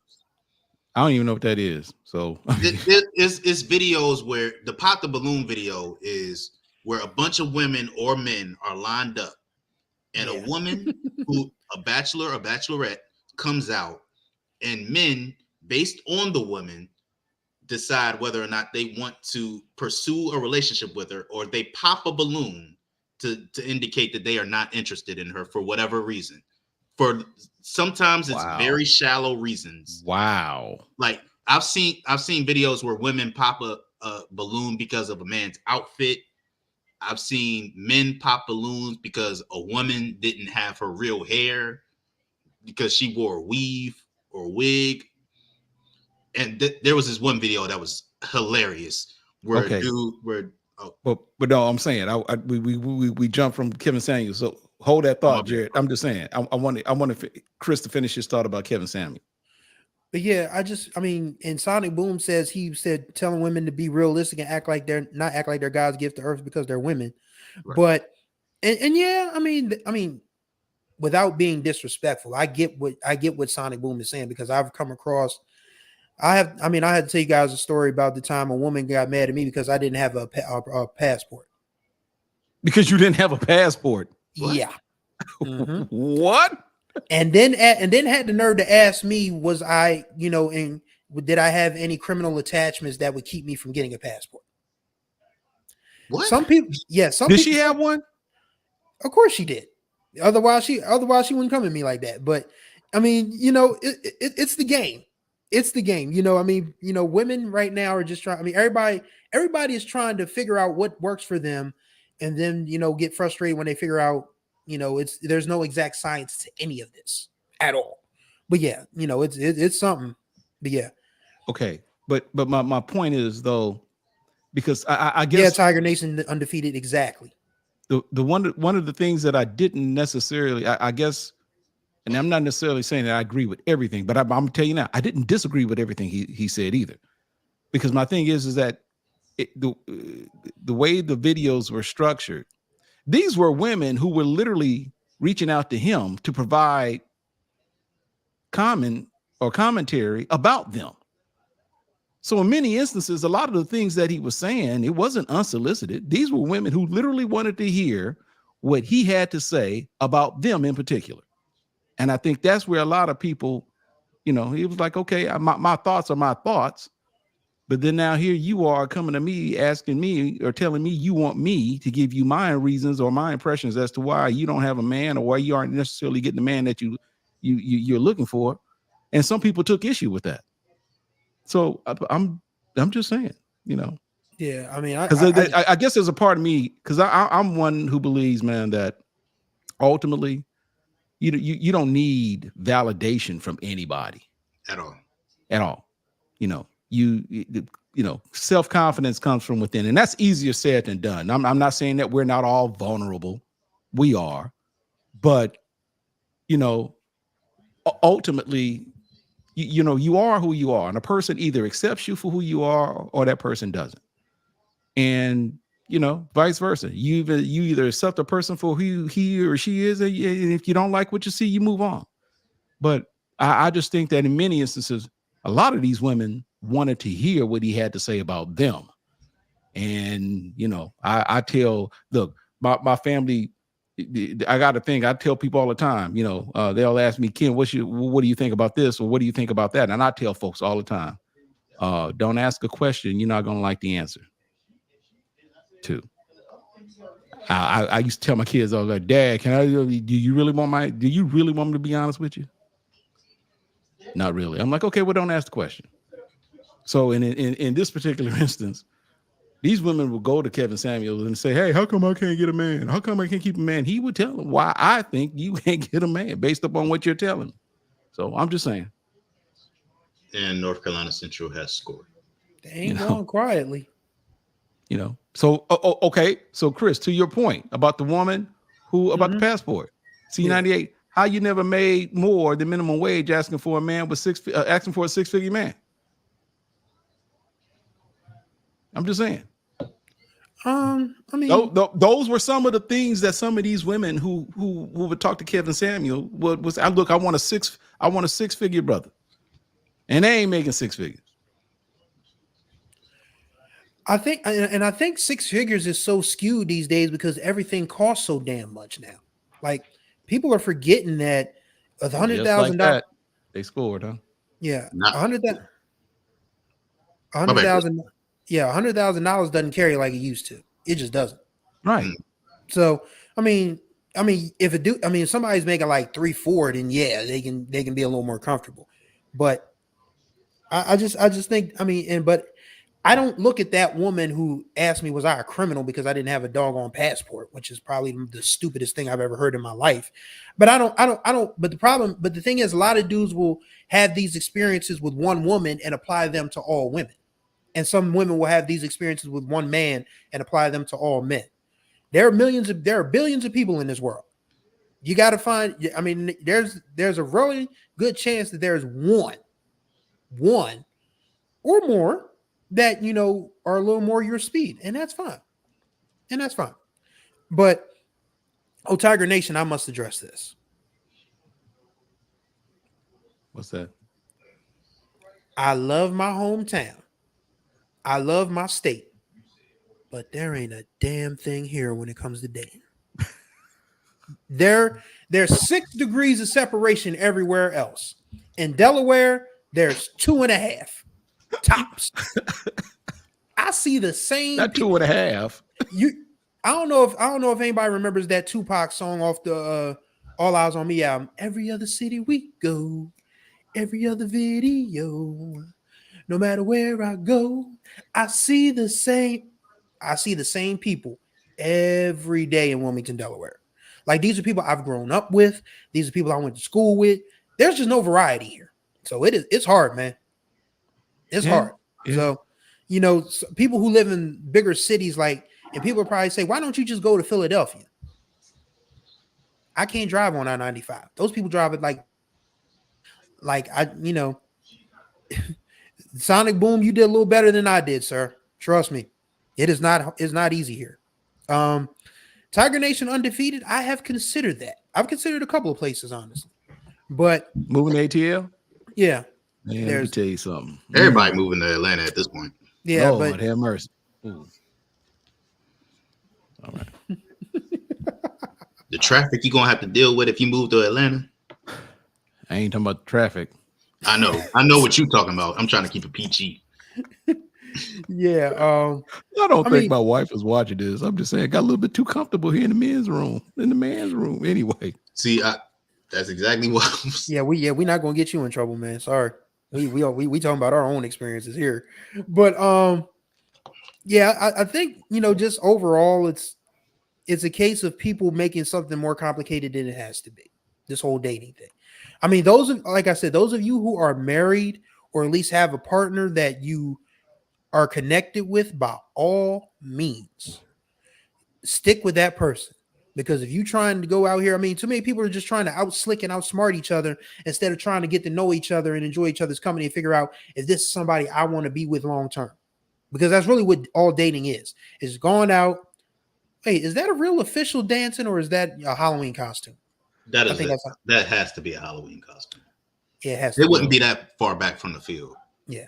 Well, Chris, I'll put it like this, man. You might be on to something because I got 2 sons who are, young men. Mm-hmm. And as they were coming up through high school, and to hear some of the stories that they would share with me about how they would, I don't want to say go after women, but how they would interact with women that they were interested, or young girls that they were interested in. Back when I was coming up in high school, it was all about getting the number. Mm-hmm. And to literally just go up to a someone you didn't know and you didn't know a whole lot about it, but it was the outside that made you want to get to know her better. And you just want to say, hey, can we talk another time? Can I get your number? For me, or for kids like me in high school at that time, that was a pretty heroic feat. I'm going to talk to this sister again later on. It ain't like that now. It's a totally different thing. You're telling me now you got to have a passport. Ryan asked me this question. I lived in Maryland once upon a time. It wasn't DC. It wasn't DMV. I lived in St. Mary's County from 2007 to 2011. If Jared probably has, and Jared's from DMV, he's probably never heard of St. For Mary's those County. of y'all who are confused about why he's saying that he didn't live in the DMV, I know a lot of y'all hear DMV and think DC, Maryland, and Virginia. Technically, that's true, but DMV refers to the metro area. Right. Yeah. Mm-hmm. It refers to DC, Prince George's County, and Arlington, Virginia. That is where our metro system, Arlington, Fairfax. Yeah. Fairfax County. That is where our metro system runs through. Not the train system, the MARC train, not the bus, which is The a metro. bus system. I'm talking about the train, the metro train that travels through DC, Prince George's County, Maryland, and in Fairfax County, Virginia. That is what the DMV is referring to. Yes. They took the DMV and made it a broad thing of DC, Maryland, and Virginia. So everything, which is fine. We support everyone that comes from every area in DC, Maryland, and Virginia. The area. I'll be forgetting that.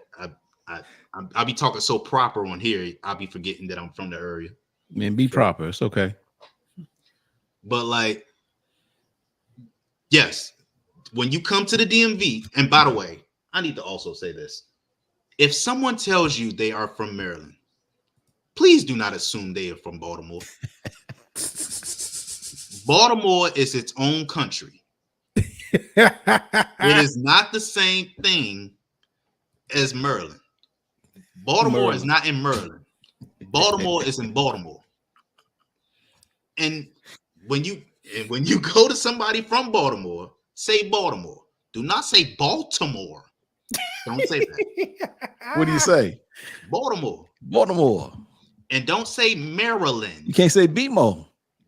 You can say be more if you want to. They don't say be more, but and do not say Maryland. It is Maryland. Merlin. It ain't no mare. Oh, muff punt. And Yikes. he got it back though. Oh, okay. So yeah, for all who need to know, DMV is DC, Prince George's County, Maryland, which is where I'm from, and Fairfax County, Virginia.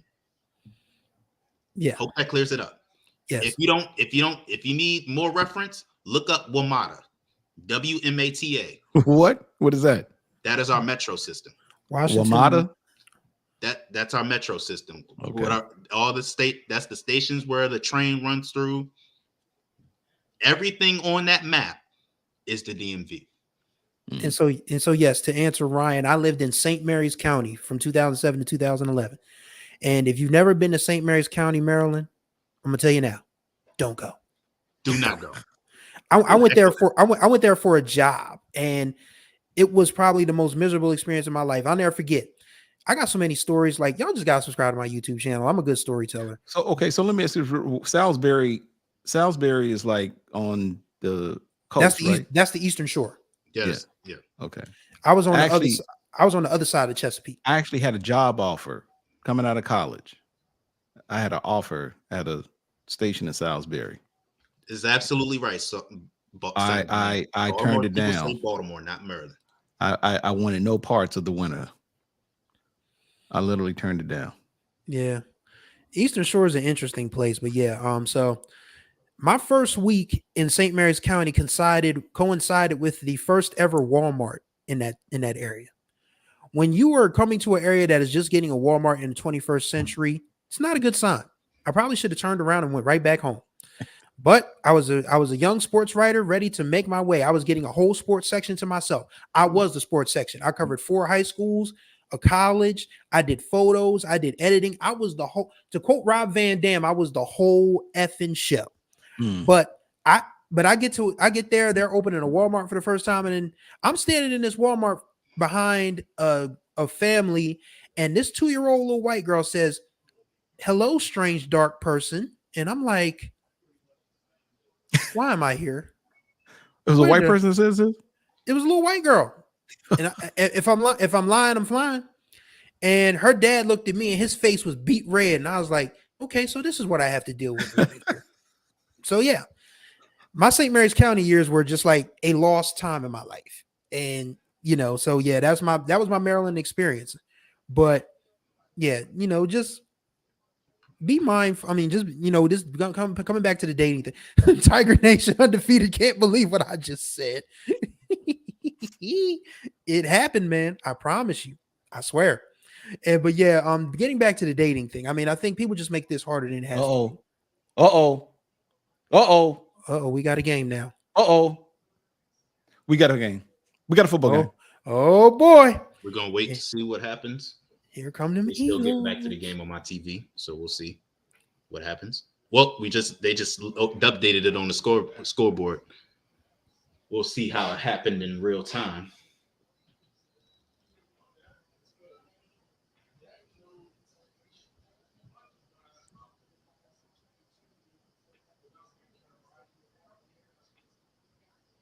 Down the middle of the field. Jamari Taylor, boy. 66-yard touchdown. That was a dot by Walker Harris, too.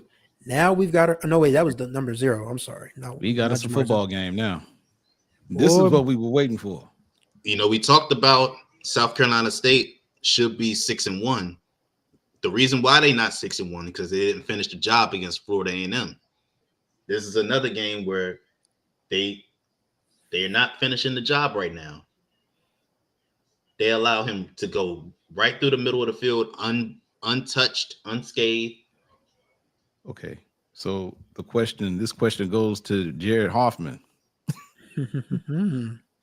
If South Carolina State loses this game, will folks be justified with the D2 talent? No, they will not.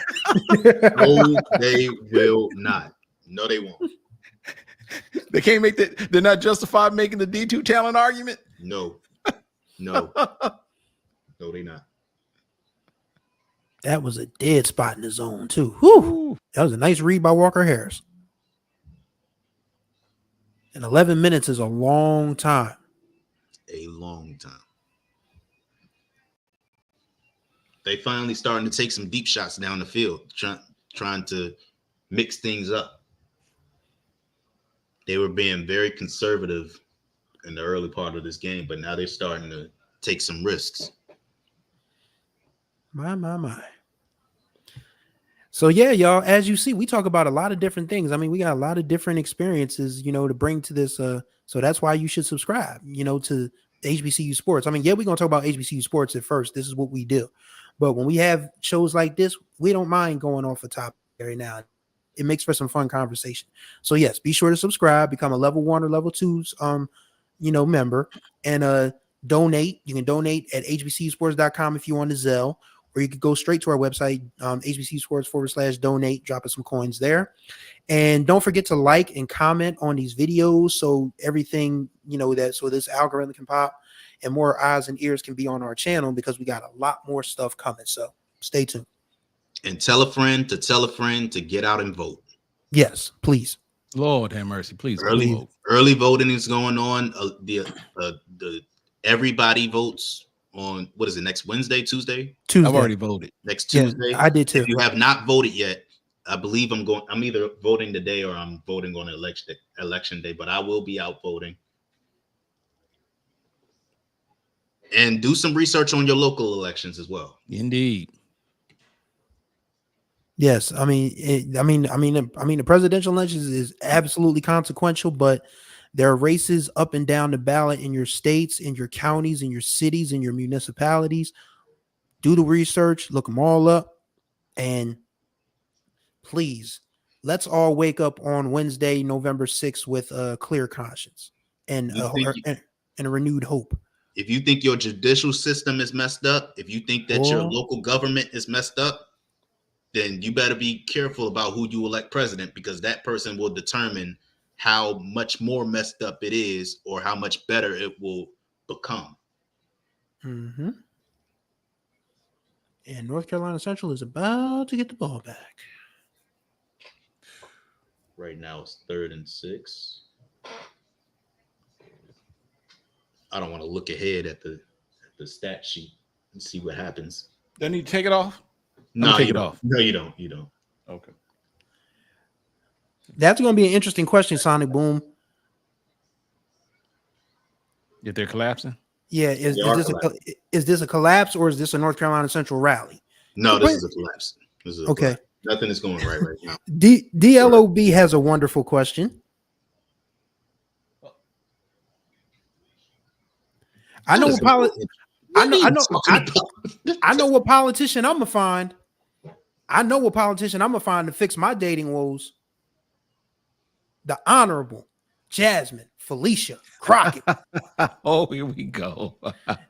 I'm telling y'all now, boy. Don't ever let me meet Jasmine Crockett. She ain't. I mean, I'm coming out of there with a ring on the finger. You're gonna tell her one of your fascinating music history stories. Absolutely. You already know. Oh, no. They didn't get it there. Central. That's the second muff punt that they couldn't get. Oh, Central been playing with danger, boy.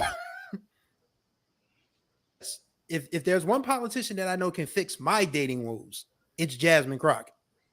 I gotta make it to Dallas one day, hang out with Ken Rashad, eat at what's that chicken place everybody loves? What chicken place? In Dallas? Rudy's? Is it Rudy's? I don't know. Oh, there's this chicken place that I know people talk about in Dallas is Rudy's. But yes, I gotta visit Ken Rashad. We're gonna eat at Rudy's and then I'm gonna go find Jasmine Crockett. She's down in Duncanville. She represents that district. How far is that from Dallas? It's just Dallas Metro, just okay. South of Dallas. That's fine. Borders Dallas. I'll find her. Ain't gonna take me long. Trust me. That is one politician I know that can fix my dating woes. Make no mistake about it. Who was that wanted to fight you about with her? It was a dude. It was somebody in the comment section. I told him we could play the 10 1-on-1. We could play 1-on-1. We could play the 10. Ball up top. Yeah, ball up top, homeboy. Straight up. And my dream shaking. And when Jasmine Crockett online, my dream shake is going to be elite. Turn into Jordan Poole when he see a baddie on the sideline. Hello. So, is that a first down? Yes, it is. Joaquin Davis. Oh boy. Oh man. I'm gonna tell you now. If South Carolina State loses this game, it's gonna hurt, but we're gonna have to really look at this North Carolina Central team is just being undeniable at some point, because after this they would be 3-0 and their last two. Okay, so we're gonna go to undeniable. That's not what we were saying earlier this week. No, we weren't. But their last two MEAC games are Howard and Delaware State. They're gonna win those. Yes. So. How many games? Their last two MEAC games are Howard and Delaware. They got a bye week next week. Oh.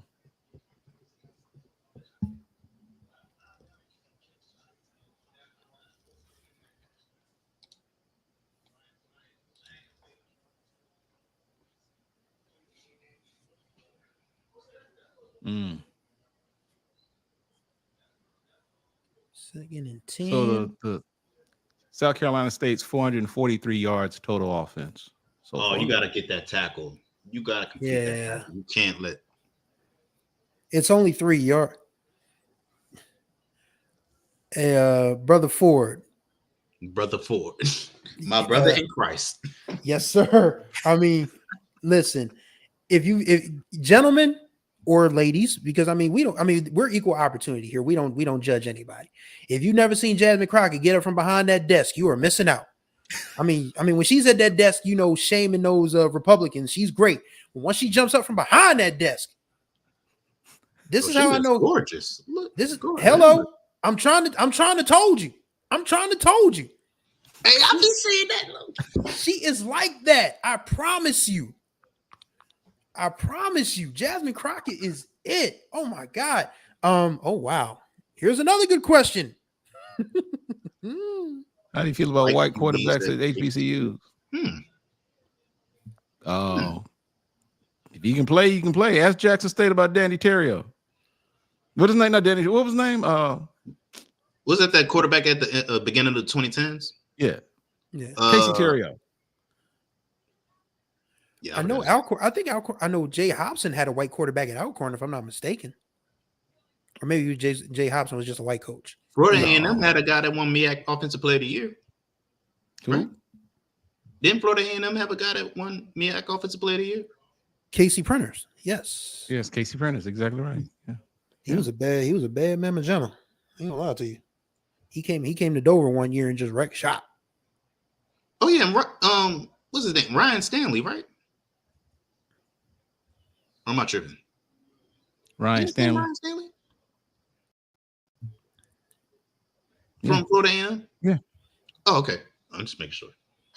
I'm trying to. Yeah, so just because it's HBCU don't mean it's exclusively, you gotta be exclusively black. It helps, honestly. I mean, but I think it's interesting, that every other institution tries their best to keep black people out, but HBCUs have always had a spirit of welcoming. Yeah, well, without question. Yeah, and I think I understand the premise of the question. I know why it was asked, but it is, because people forget. I mean, one of the most horrible people in the Republican Party, their father actually was a professor at Claflin back in the day. Talking about Nikki Haley. Oh, Nikki Haley's father used to teach at Claflin? Yep. I didn't know that. Mm-hmm. Didn't know that. So without Claflin, her father would have never, became a professor, and Nikki Haley would have never had the opportunity she had to turn her back on her people, to brown nose up to the orange guy. I didn't know that. Orange Julius. I heard somebody call him that, and I've been calling him that ever since. That's so funny. Tiger Nation undefeated with a hilarious question about tonight. No, it is not. Nothing will ever top that. No. Yes, Sonic Boom, yes. But yeah, I'll never forget there's no way that you can go up 28-3 and oh God, look at them clams. Whew. Lord have mercy. I gotta get to some of these other tailgates. Oh, guys, if you ever come to Delaware State, you got to try the fish sandwich. Our fish sandwiches are undefeated. Who? And I'm just not saying that because I'm in alone. Did you Delaware say State. fish sandwich? Fish sandwich. Where at? On campus? Yes, during homecoming at Delaware State University. Oh, is that a signature entree? It's a signature sandwich. Signature sandwich, I mean. And it is sensational. What kind of fish? Shucks, I think it's I'm not a big fish eater, but I'm just curious. Do you know, or does it matter? I don't think it matters. I mean, I just know Okay. people. I just know oh God, somebody's hurt for South Carolina State. Football is a tough game, people. We talked about this, RC, but we can run it back for you. Love the coverage, guys. What do you think about Hampton and A&T and their stadium programs at this point in the Colonial? I don't believe they should have left the MEAC and caused the division. Well, here's the thing. Don't get me started. Here's the thing. The teams that were going to leave anyway. Florida A&M and Bethune-Cookman were tired of traveling up to Dover and DC forever. So they always were looking for it out. A&T and Hampton, they always felt they were a bit above the core MEAC programs. And, it's their choice. But I don't know if – I mean, we've already discussed this. A&T's not moving. Hampton's not moving. They are where they are, and we wish them the best. I mean, when they succeed, they'll be good. Now, this is a question I would like to find the answer to. Good riddance. That's what. No, they're gonna come up. They're gonna look. Oh yeah, the election's gonna be rigged. He'll be up in the. Hopefully they'll be filing lawsuits. They'll be echoing that the election was rigged. Mm-hmm. They've already reported that that's the plan. Now that what's that other mega dude that just got out released from prison? Ugly ass Steve Bannon. Steve Bannon is already making the argument of what they're going to do in the event that he loses. And Sonic Boom, I think this is why we probably should, this is probably something that's probably is going to happen because Joe has run out of what's to give. Yeah. Oh yeah. Oh yeah, he's He already said about the fans that the fans at that rally were garbage and he had to clean it up. He done ran all out of F's. He's done. Joe ain't never been afraid to tell it like it is anyway. So but the garbage truck thing is kind of ridiculous because this dude, I don't know if you guys have saw the Trump garbage truck video yet. That's freaking I saw funny. that. But you can't tell me that. I mean, but him getting into the truck, you can't tell me that man ain't had a stroke at some point. Like he is dragging his right leg consistently. And this is the dude they want to put back in charge. Well, actually, he's not going to be so much in charge because they're going to say he's not well, and then they're going to turn it over to the couch humper. And he's probably more dangerous because he's younger and a little more sound mind. So that's why vote, people, please. I'm begging you. The couch humper? Couch humper. JD Vance. Oh. I just realized it a second after that. Credit. I'm begging y'all. Like Sarah Paulson said when she was playing Marsha Clark in the OJ Made in America story on FX. I'm begging you with my whole soul. Please vote. Please. So just an update of the game. They are reviewing the 4th down play for North Carolina Central, Jamari Taylor. They ruled that he got the first down, but it looked like it was a bad spot. I'm not sure whether. No, it looked like he got it to me. Because he didn't go. I mean, because his upper body went down, but his lower body was still up, and his upper body is past that marker. So that's a first down all day long.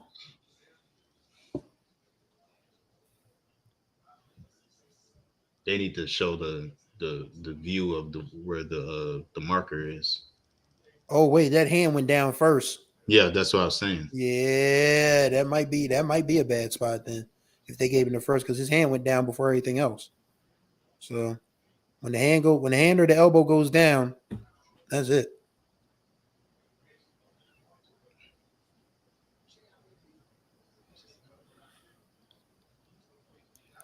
Remember when I said football games were starting to be under 3 hours now? We passed 3 hours because I'm looking at the stream. We working on 3.5 minutes. And yep, they still say it's a first down. Yep, still a first down. So see, guys, we are here for y'all. We here for the people. So please, once again, donate. You can see it rolling across your screen. HBCUsports.com/donate. Zelle, you can donate at HBCUsports.com through Zelle. Be sure to subscribe to this YouTube channel. Give and get the likes up on this video. I mean, we are putting up massive numbers for you guys tonight. I mean, you guys are watching. We greatly appreciate y'all. The guys and the people in the chat, we appreciate y'all as well. So please just keep on coming. Meanwhile, takes a shot to the end zone and nope. All right. Great play by the DB there, breaking that pass up. We still got half a quarter to go, man. Well over half a quarter to go. But you know what? For those who are in the chat, just as a customer service initiative, if you will, what would you guys like to see more of or less of? Suggestions are welcome. Yes, please. Because interviews, that is something that we're working on, by the way, with some very prominent figures. But there's only so much we can do. Football's busy, man. Look, this is someone made the comment a while back saying, "Oh, Ken, oh my God, that the job that you have, oh, you get to go to these places and you get to see all these events and you get to meet all these people." I was like, you have no idea. I got to get to the game about an hour to an hour and a half before the game starts. And sometimes I'm there 2 hours after the game's ended. Mm-hmm. And then sometimes you're there for 5 hours, like the Me Expect Challenge mode. Oh my God. Sometimes I feel like I'm still there. Oh, a fumble. That should be an incomplete pass, actually. Oh, they're ruling that it's South Carolina State ball. But they're going to say it's South Carolina State ball. Yikes! They're gonna. That- They're probably gonna review it. They got to review that That's because a I thought fumble. because I thought he threw it. I think Hold he on. made a football Wait to see move. it. I think. Wait to see the replay. Yeah, that's a fumble. Oh, my boy excited. I don't understand what that's a fumble. You better make sure the name on the yeah, that's a fumble. Yeah. Oh yeah, that's a a fumble. fumble. Oh boy, but did he? Oh, so did who got Recovered back by on top? former Benedict player Joshua Barker. There's plenty of Benedict on that team, man, and they might be just a heartbeat away from the MEAC first place at least.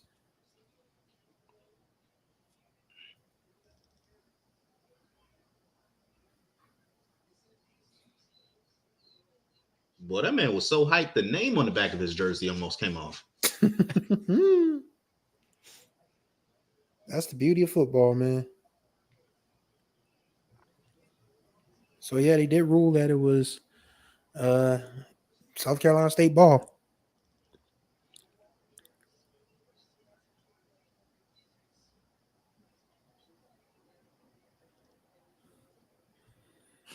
Especially if you lose. Exactly. I'm not going to class neither. I wouldn't go to class neither. Man, Fortunately, at Bowie, they ain't never played no Thursday night game, so we ain't have to worry about that. But we played a Thursday night game in high school. For those of you not familiar with Delaware, I live in Wilmington, which is the absolute northern part of the state, and we played a game at Woodbridge High School, which was in Greenwood, Greenwood, Delaware, which is at the southern end of the state. It's like a 2-hour drive. So we had to leave school on a Thursday afternoon at about 3:35 ish. Ran into traffic, still got there before the 7:30 kick, and we ended up winning that game. But it was still a 2-hour drive back, so none of us got home until after midnight. And they still expected us in school the next day, Friday morning. We were high school kids, so it wasn't like we had an option. Oh wait, Eric Phoenix. he had a receiver open, but decided to tuck it and run and still got the first down. So Yeah. All right. So, yeah. If you play a football game on a Thursday night, man, you literally are just going to have to sleep until you can't sleep anymore the next day. If you're in college, you have the option to skip. But if you're in high school, you gotta see if your parents will let you linger just a little bit longer. I got lucky because I used to be able to walk to high school every day. So shoot, I remember in high school, our basketball team played a triple overtime game. And on a Wednesday, they had to come back to school on Thursday, and then they played another game on Friday. That was funny. As who was that? Carter. Short game there.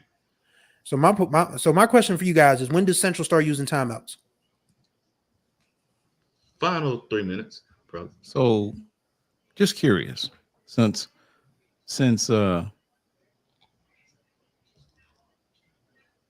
It's actually since D-Lot 2010 said if they play a Thursday night game and then I'm not going to class on Friday, that's about a 4-hour trip from Orangeburg to Durham.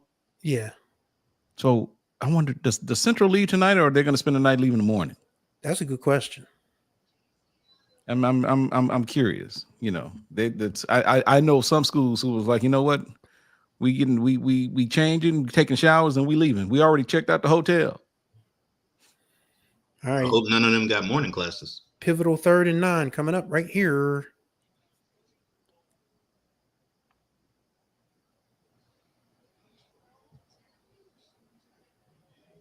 And at this point, the way South Carolina State's running their offense, they won't need to use a timeout. So the clock is going to go less than 3 minutes.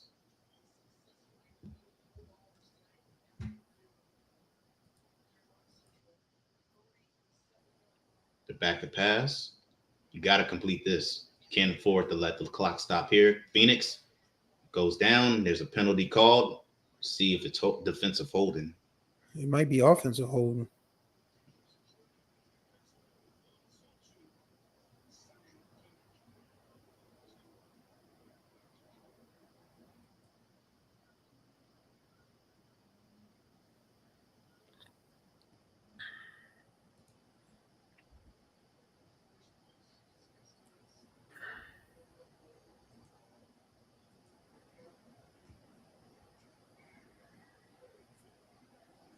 Yep, defensive Oh holding. wow, they call defensive holding. Wow, and Trey is not In a happy.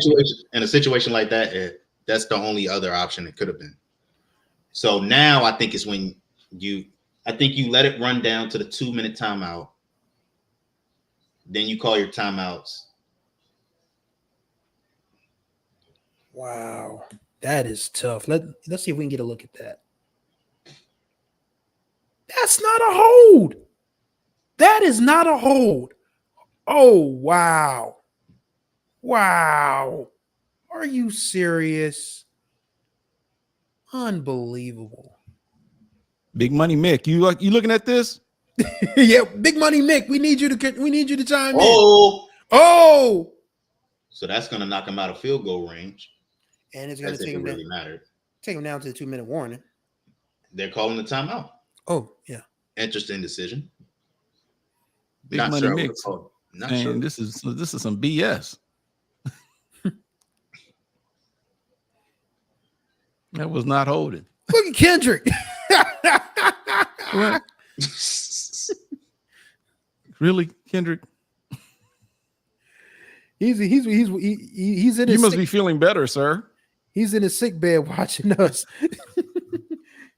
He said, With a bunch of crying babies in the other room. God bless. Woo. Man.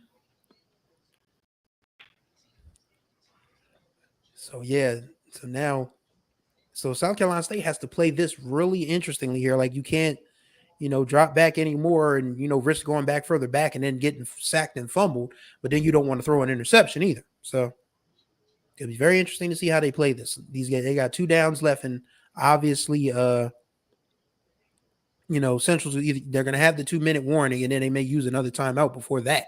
So Thought that was Ed Reed for a moment. Got second and 20 from the 46. Yeesh. Phoenix they'll do a draw play, and that's going to be stopped short. And they're going to call another timeout. Another timeout. So they're not going to let this run down to the 2-minute timeout. Interesting.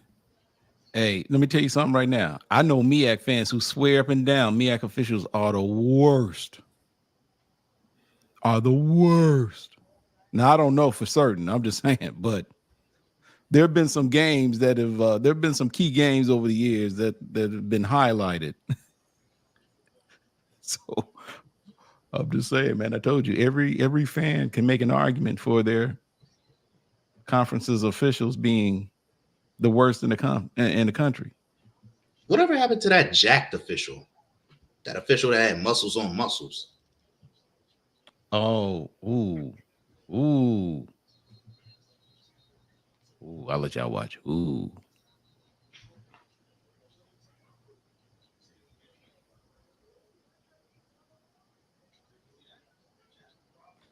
You make it. Ooh, decision time. Looks like they gained some significant yards. Decision time. From the 47, Eric Phoenix takes the pass out of shotgun. He'll tuck it and run. Ooh, are they ruling that he was in bounds? Or they really got about? He's short. Fourth and 1. That's interesting. If I was him, I probably would have took a knee and stayed in bounds. Make them use that timeout. So to go to the 2-minute timeout. 4th and 1. Drama. So we've got drama in Orangeburg. It's gonna be 4th and 1. They're within field goal range. Do you go for the field goal there? But it's still only a 6-point game. So you make them have to score a touchdown. Or do you go for it and that'll put it into the game? They moved it back from 4th and 1 to 4th and 2. So now it becomes a really interesting play call here. They've been good on 4th down in this game. They converted a 4th down earlier in the game. This is, whew, Lord have mercy.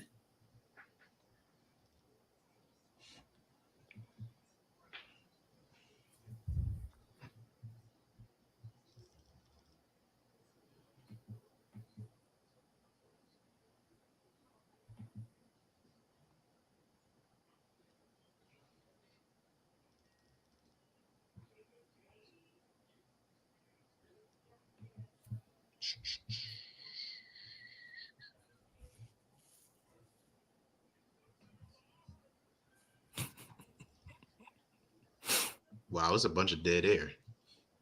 Yeah, because we're just like waiting with bated breath. What is South Carolina State going to do? If they get a first down, the game is over. Because Central only has one. Because Central only has one timeout left. But if they don't, and even if you make the field goal, at this point, I think you take the field goal because then you still have to make Central drive all the way down the field to score a touchdown and get the extra point. Yeah.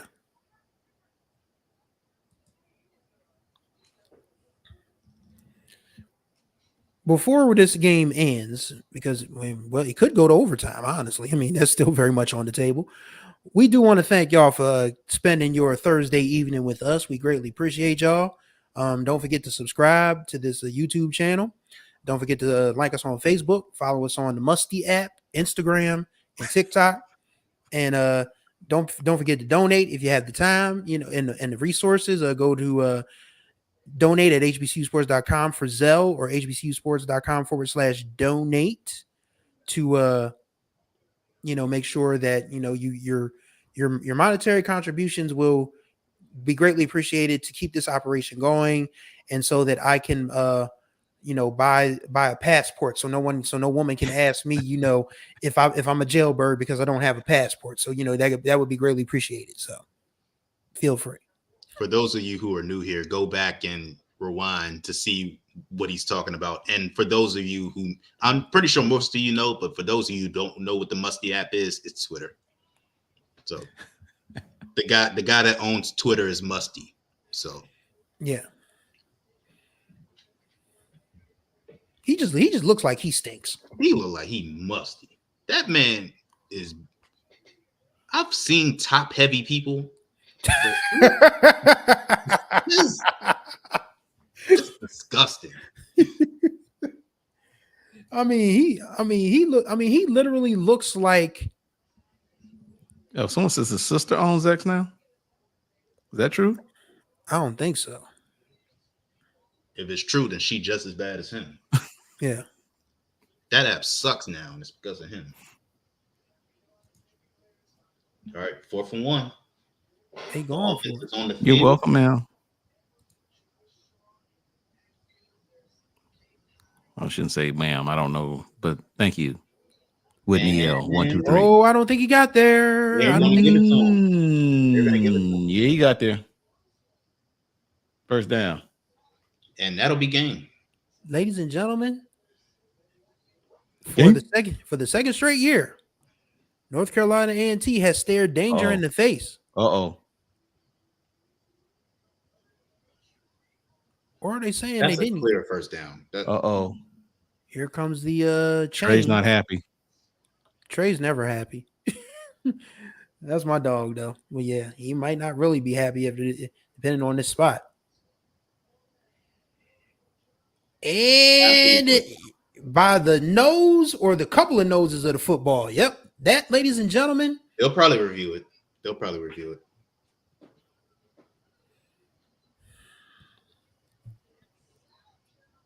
He said he moved it. He's saying somebody moved. I don't know if they're saying somebody moved the ball or if they're saying somebody moved the chains or whatever.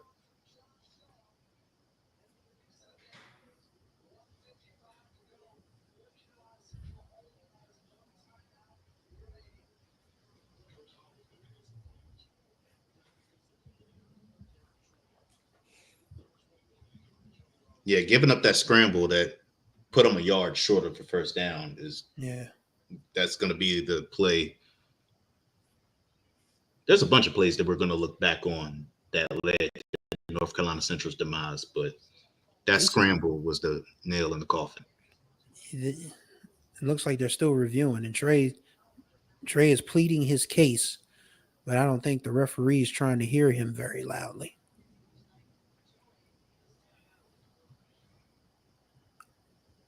Wow, Chennis Berry has a really good chance. They still got 3 tough MEAC games left. Morgan State's defense is dominant. Ken Rashad's friend Big Doss has new life, and Howard still has some say in this. So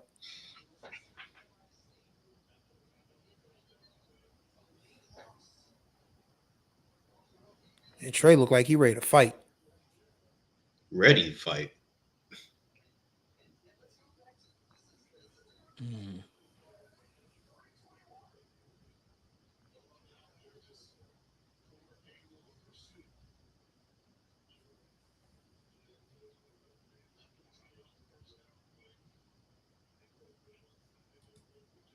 Great job by the running back there, not trying to fight for more yards, just extended his arms and to get the first down there.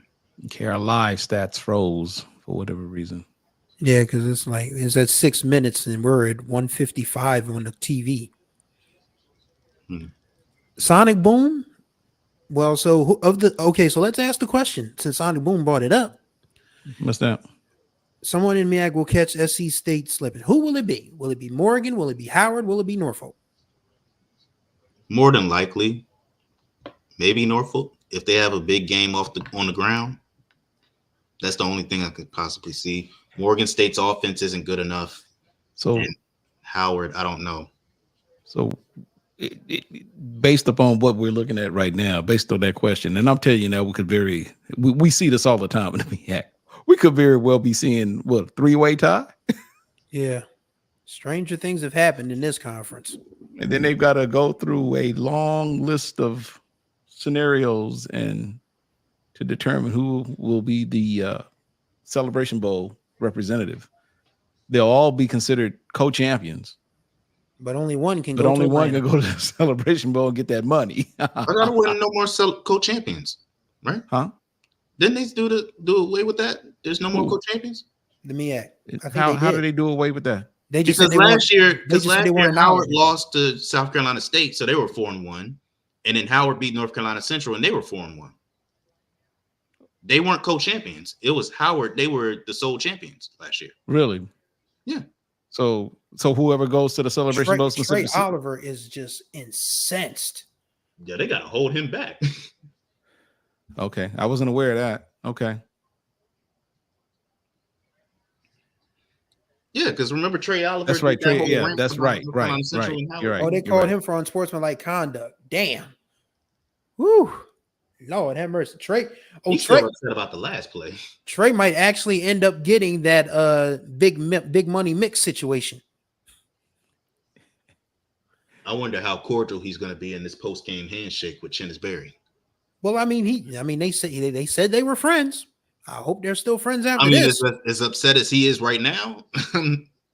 But he wouldn't blame Chennis for that, though. Yeah, he's not going to blame Chennis Berry, but he's very upset right now. And when you upset, ain't much anybody can do to console you. It's a big win, man. Dog, Chennis Berry is just literally like living a charmed life right now. Yeah. The playoffs has officially started in the MEAC. Yeah. Yeah. But let me say this. South Carolina State dodged a bullet. Big time. They dodged one. Oh, Jared. You get to say your thing now. Hold on. I want the clock to hit triple zeros first. I'm gonna wait for the clock to hit triple zeros. Trey is running across the field.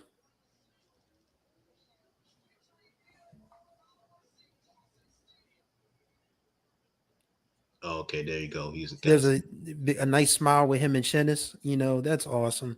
But he's probably going to let the referees have it once this thing is over. 10, 9, 8, 7, 6, 5, 4, 3, 2, 1. Jared Hoffman, you are on the clock. South Carolina State has beaten the 21st ranked team in FCS football, North Carolina Central.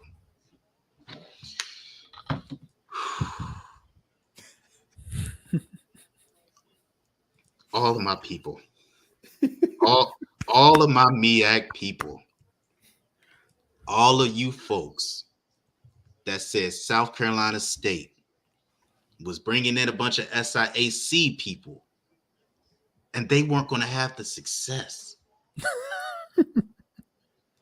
How you guys doing? Hey guys, a bunch of D2 guys just beat the North Carolina Central team that was favored to win the MEAC. South Carolina State with a bunch of SIAC people is 2-0 in the MEAC. What? Not the team with a bunch of D2 players.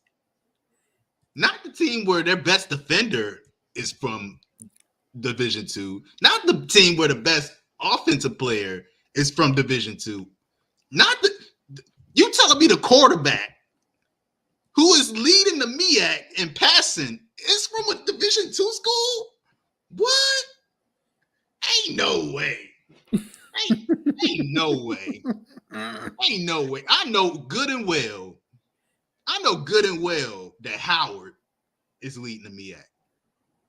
What?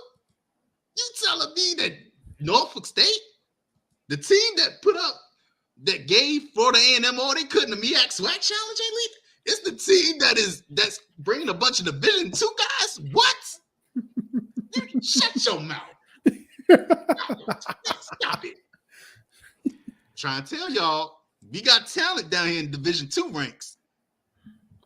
Y'all done seen what we done did y'all teams before. Y'all seen what Clark Atlanta did to Bethune-Cookman, right? Don't sleep on them Division II players. We'll come into your stadium and knock your block off and not think twice about it. Stop. Y'all better stop. Put some respect on the Division IIs. Stop playing with us. We got talent down here. Guys, look, it has been a blast. It's been 3 hours, almost 4 hours, going on 4 hours. We was waiting till the midnight hour like Wilson Pickett. Tell me about it. So for those of you who are watching us or who watched us, hey, look, as we've echoed consistently during the course of this live stream, support the channel. We are without question trying to do some things, but I will say this: we are going through some things. Okay, and I'm not going to go into details. I was going to do so earlier, but I've decided that's not important. But we are going through some things. So this is the longest running HBCU focused digital outlet on the internet, period. And I'm not trying to brag, but next to Eric Moore, it was him, and then it was us. And we're asking you to keep that in mind and allow us to continue to do the hard work and to continue to do the work and to keep you informed. We're not all fluff. We're not. We do news here. So take a moment, go to hbcusports.com/donate, support the operation. And you have my word, man, that we will continue to do the hard work. Okay. So he is Jared Hoffman. He's Chris Stevens. I'm Ken Rashad. Thank you for taking these 3 hours and 43, 09, 010, 11 to watch the live stream. Congratulations to the South Carolina State Bulldogs for, I guess you can pull it up. It's okay. Real quick question. Is this considered an upset? Not to me, no. No. Okay. So congratulations to South Carolina State Bulldogs for winning the MEAC game of the year. And there will be plenty of post-game analysis and not to mention a slate of very important and very key HBCU football games coming up this weekend. So you will see us again on Monday. So until then, we'll see you next time. God bless you. And thank you again for joining us. Okay. We'll see you next time.